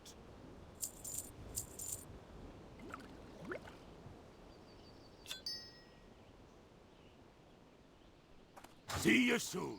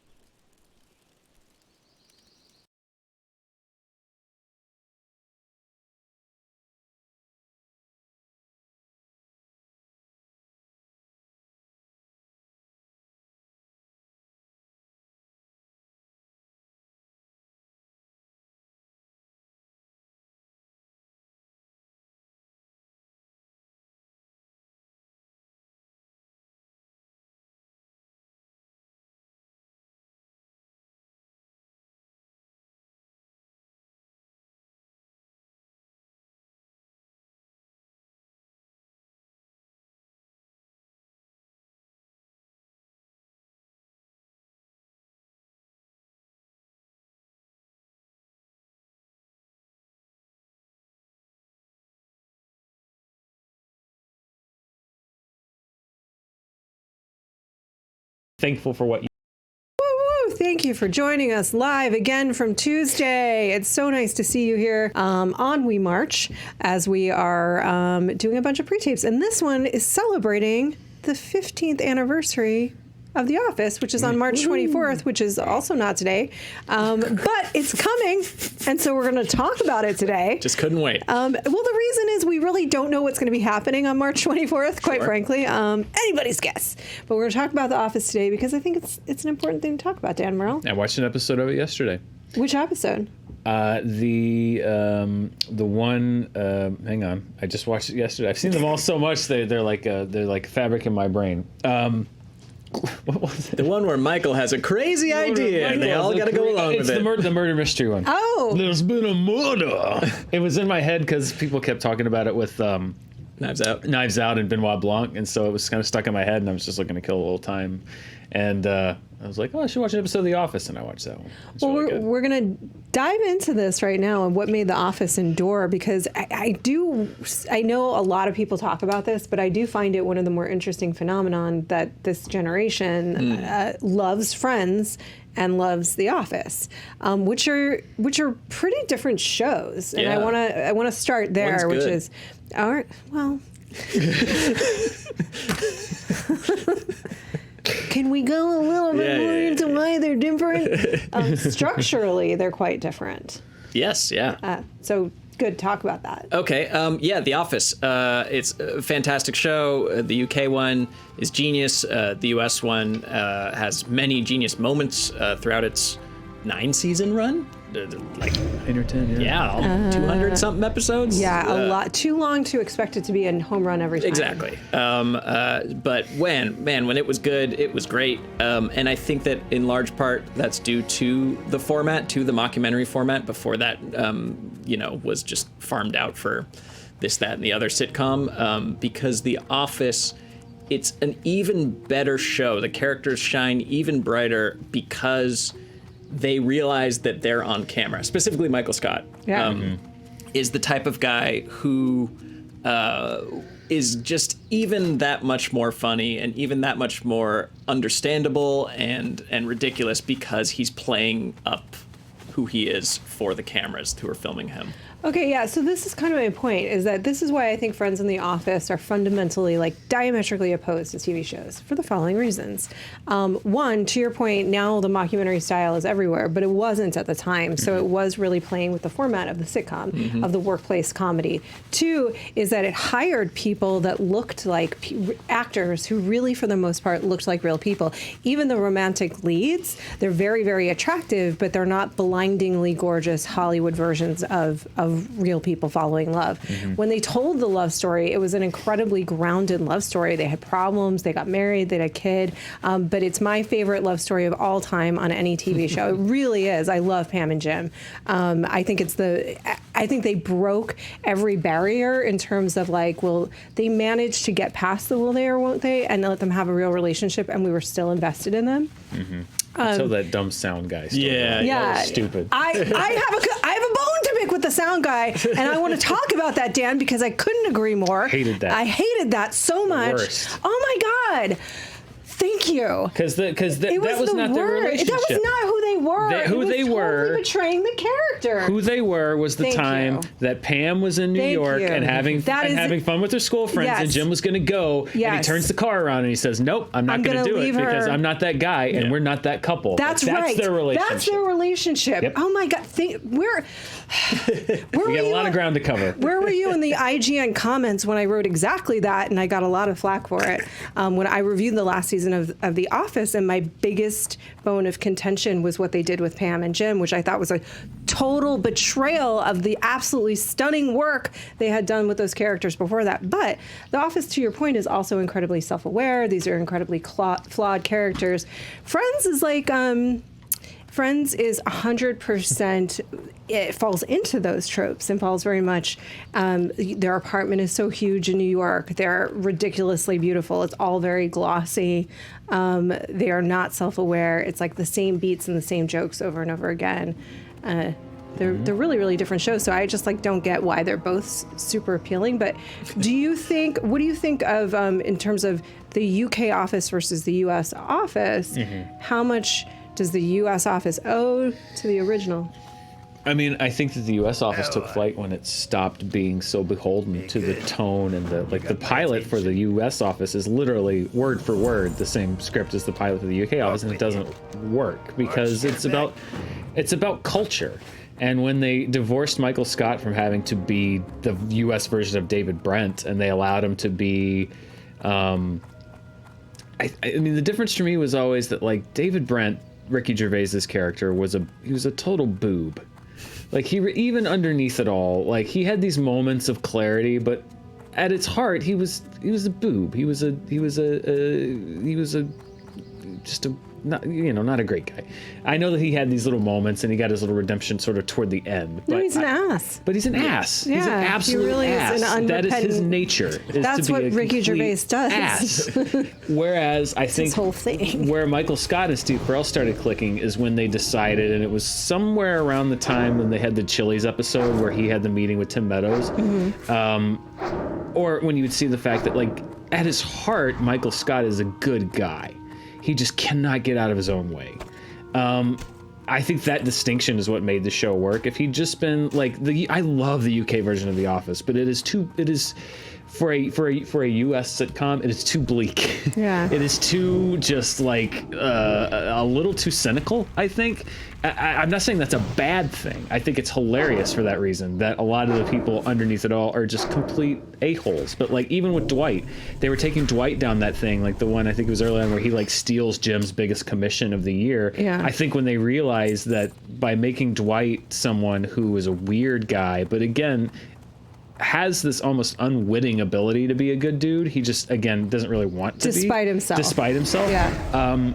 I think when they allowed the characters to breathe on their own and move away from the UK is actually when the US office started clicking for me. Yeah, and I think to your point, Spencer, one of the interesting things about The Office, particularly at that time, is like how much of your character is revealed by what you want to present to the world, and if you care about what you're presenting to the world. Because our favorite characters didn't really seem to care so much that they had a camera on them, but Michael was obsessed with it. He definitely cared, and yeah, I mean, it's telling that the most revealing character moments are the ones like when Jim asked Pam out, where they kind of. They're already breaking the fourth wall, but they're breaking the fifth wall. Like when they'll take the mic off and like go somewhere, you know, the cameras will be catching them when they don't think they're being filmed. That's when you get like to the real truth of these characters. Which is, I think, speaks to the writing on the show, and it's just a really, I agree. I think it's just really smart, and for the most part, it went on way past where it could sustain knocking it out of the park every single episode. In that final season, I really do think suffered,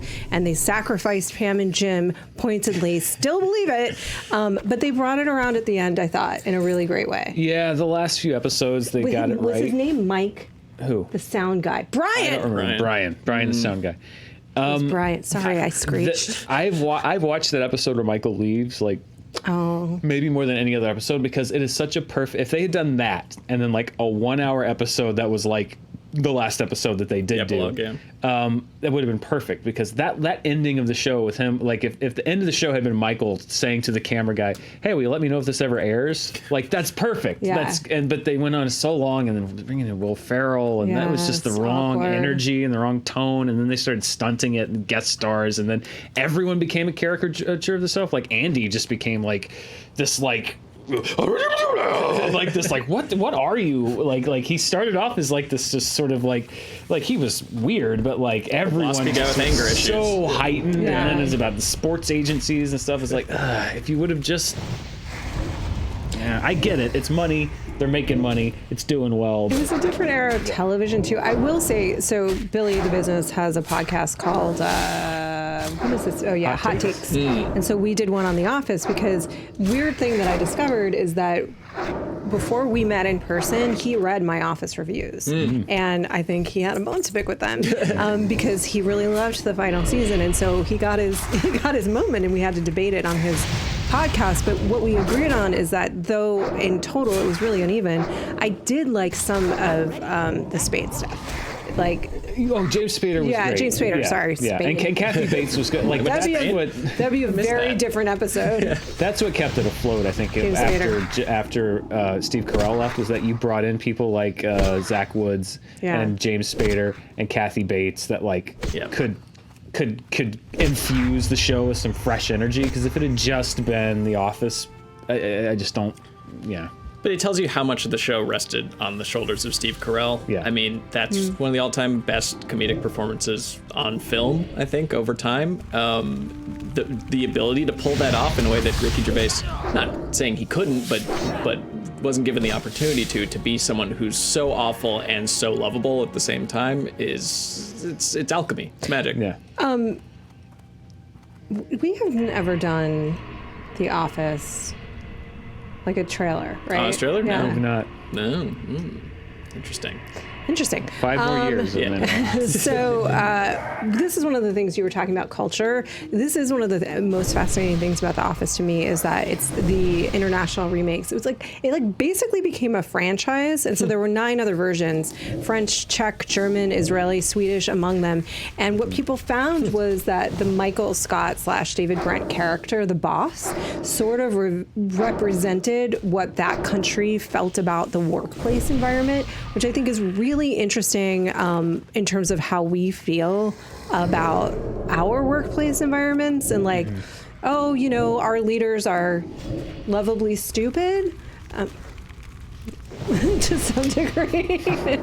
I don't know. Like, I've just always thought that was really interesting and quite a cynical picture for the UK. Yeah. Well, I'm going to paraphrase Ricky Gervais, and I hope I don't get it too wrong, but he talks about the difference, particularly in culture in the UK, which is that versus the US. He's saying that, you know, in the United States culture, when kids are brought up, it's like, hey, I want to be president someday. You know, parents will be like, you can be anything you want to be. Yeah. And in the UK, when they say like, hey, I want to do something great, their parents will say like, why would you want to do that?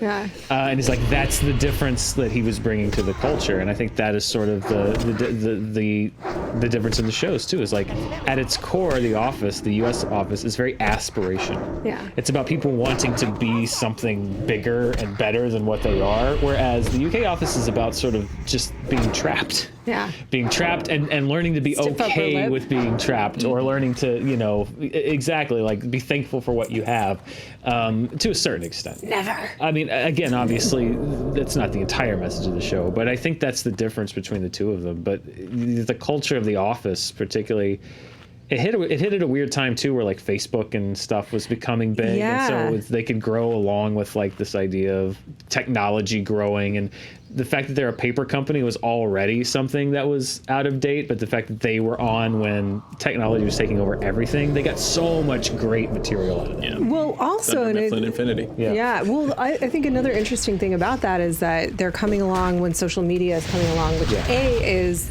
in a meta way. Bless you. I mean, it's a way that people talked about television that was new, and the way that we kind of had connected water cooler. Bless you. Worried.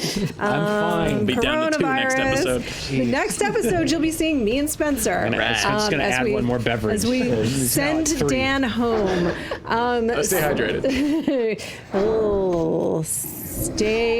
Don't gargle bleach, which is one of the things that people have talked about.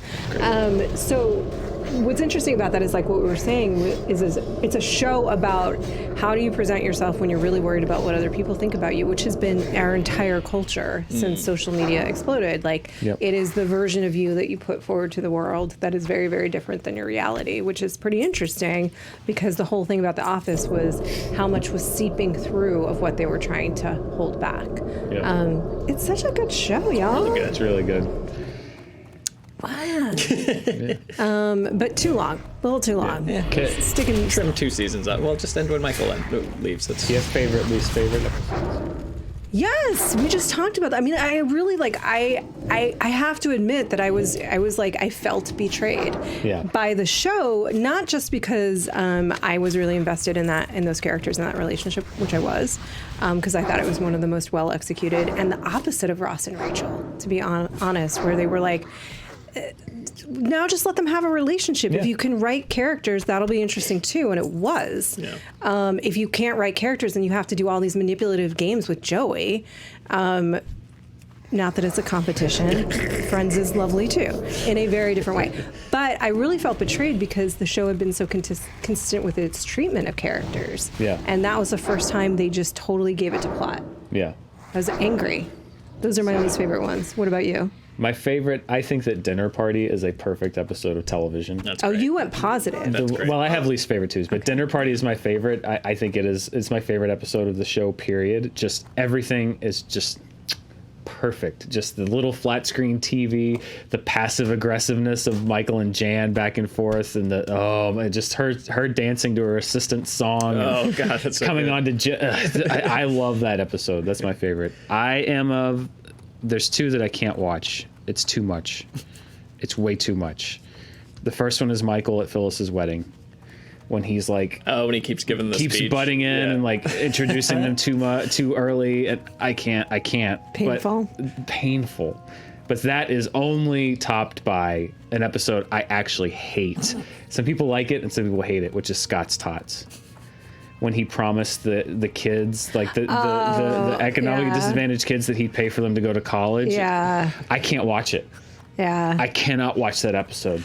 It's too much. I think the show went too far. Yeah. Like that is like almost too far for like the Ricky Gervais David Brent character, and it's way too far. I think you're right. Michael They Scott. had Michael go farther in some ways than David. David was just consistently a heel. Right. Scott's irredeemable. Tots, I can't watch it. It's too much. Too much. You have. I think my favorite Dinner Party is fantastic, but you chose that, so I'll pick another really awkward Michael and girlfriend experience where he dumps Pam's mom on her birthday when he realizes how old she is. That was just one of the all-time great. Just before and after of them, on their way there and on the way back, and she's crying in the backseat with Pam. Michael's asking about lunch and stuff like that. It's just perfect. I don't think I have an episode selected, so oh well. Oh well. Yeah. But one of the Christmas ones. But the Benihana Christmas one. That's great. Who's your favorite kind of like supporting character? Creed. Creed's good, but Creed's good. like a little one note, I do think that like BJ Novak's ability to evolve into so many different types of douchebag throughout the series is underrated. I don't think he's even hit his final form. I think somehow it's still going. Yeah. The way he's able to just like with Woof, was it his Woof? Yeah, WUUF. Yeah. Like his evolution from that. Well, when he was the boss or when he was going through the corporate training, he was all the types of d-bag he touched on. So he wasn't when he originally he was. I think he was one of the writers, and so I think he was just writing himself more interesting material along the way because he didn't start out that way. Like no, he was the temp. Yeah, he was just who like lit the place on fire. He was like this normal guy that probably had a bright future that was the temp that was like in this crazy environment, and then he just found better stuff for himself to do. Yeah.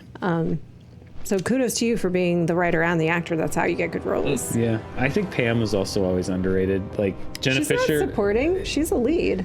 Yeah, I guess so. I thought we were just talking about characters. Oh, okay. To me, in a weird way, they're all supporting characters because there was so much of it was an ensemble. But I feel like she does, like Steve Carell and Rainn Wilson and John Krasinski. I think to a little bit of it, but they get like the big storylines, and Ed Helms certainly. But like Jenna Fisher was like a stealthy.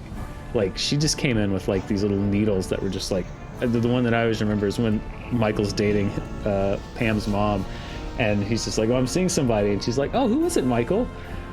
She's like, "No, Michael, who is it?"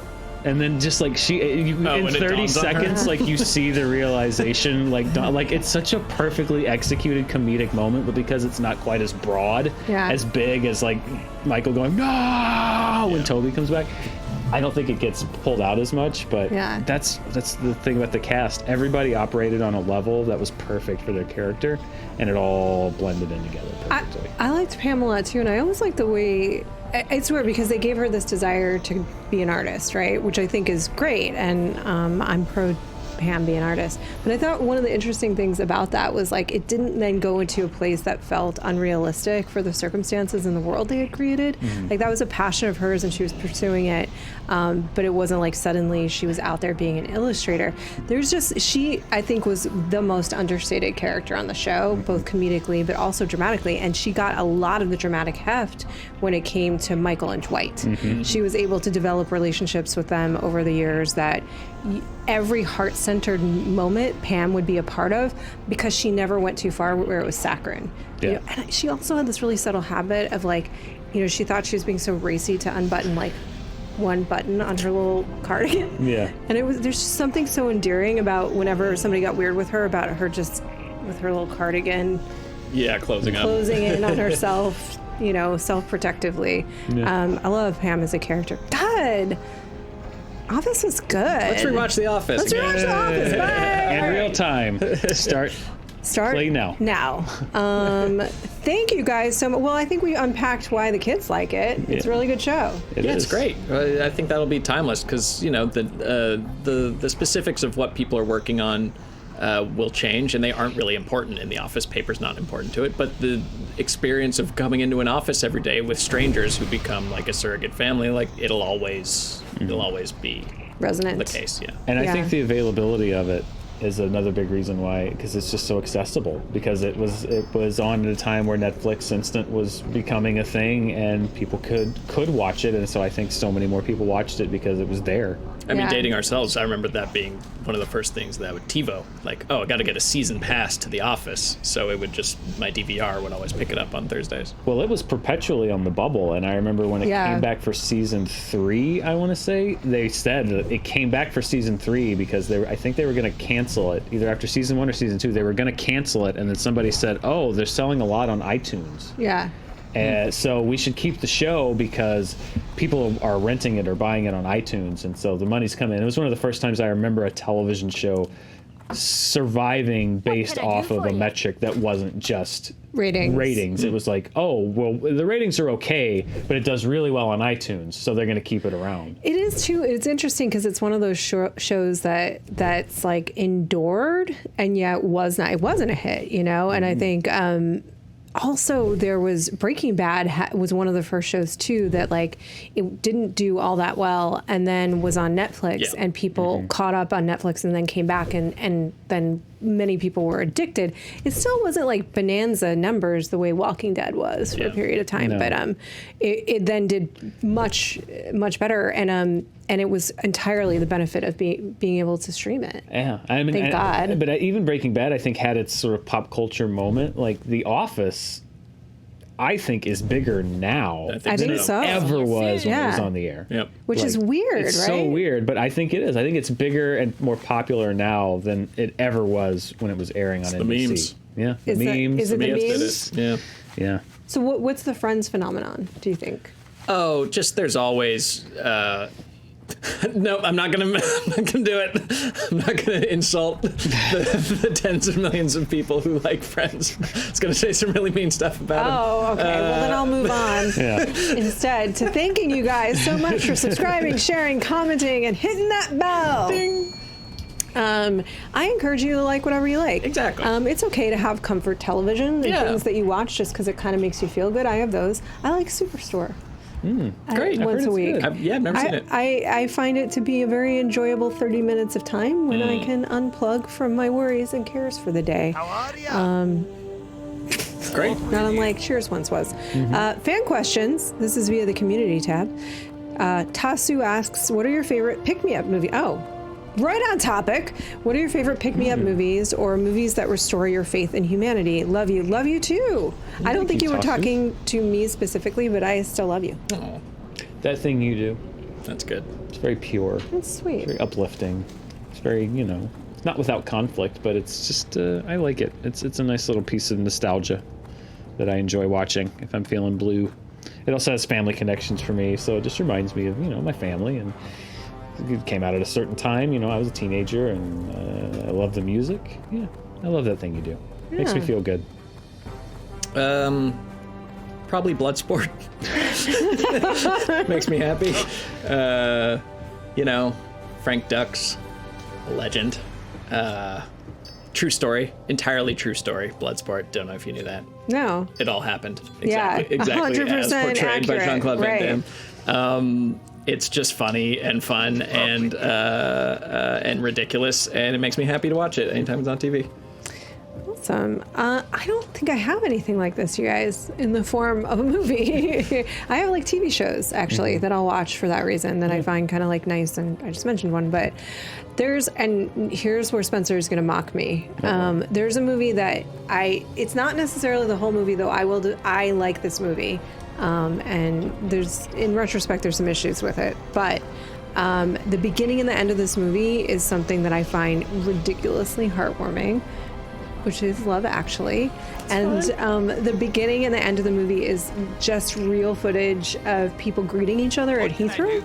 And, Hugh Grant has this whole thing of saying, like, people say the love has disappeared and there is no love in the world, but I go to the arrivals gate, which probably wouldn't exist anymore, at Heathrow Airport, and I see love everywhere. Mothers and daughters, fathers and sons, friends, old friends, new friends. And then they just show this footage of people greeting each other at Heathrow, and I swear to God, Best part of the movie. It is. Agreed. I'm serious. Wish the movie was about that instead of how horny everyone is. Well, at first sight, there's no actual love in that movie. There's lots of horniness, though.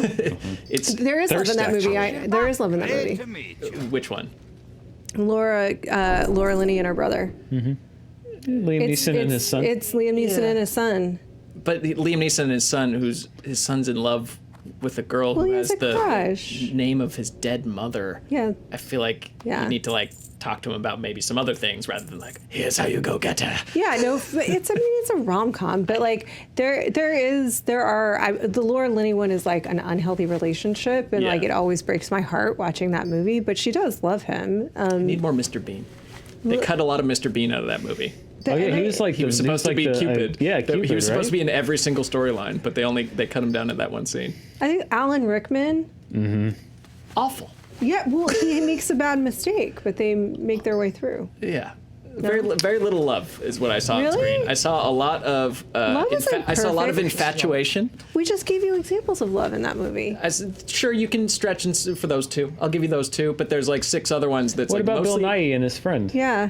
What the hell was that? That's a lifelong love-friend relationship. That's not love. That's like camaraderie. That's like you work together for a long time. You can have love for your friends. You can have deep love for your friends. Sure, I didn't think I saw that on screen. I saw a lot of people hitting on their underlings, is what I saw. Well, that is okay. That's up there, and that's true.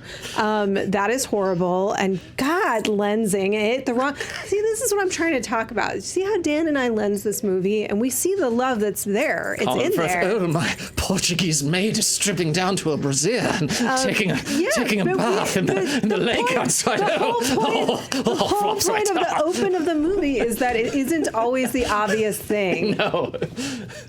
Love actually is all around you. It's just like love is like anything else. It's not. That's why the Pam and Jim relationship is so good. It's not. I'm going to buying this walking vagina that works for me. That's the Rickman story. I think that's what we called on his trailer. Yeah. The walking vagina. Yeah, she's like, "Hello, Mr. Whatever." Hey, get the camera over here.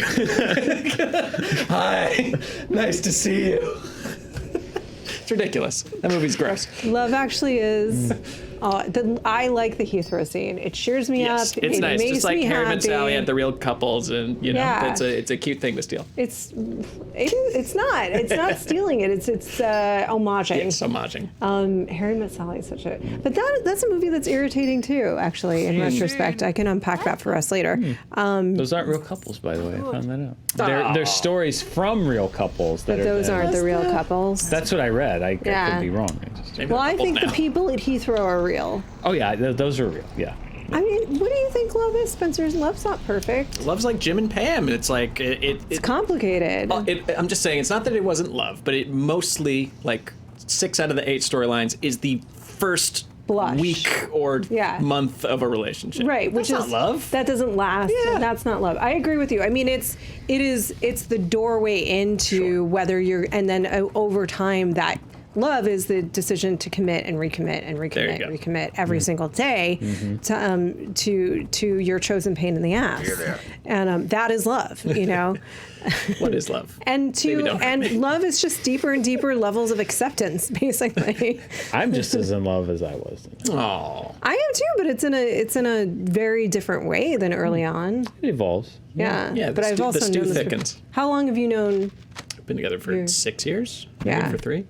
And just over 4. Okay, so we've known each other for 15 years. Wow. We've been together for 8 of those years. So like, there's just like I feel like it's a very evolving dynamic that happens of a deepening of a friendship. But that's a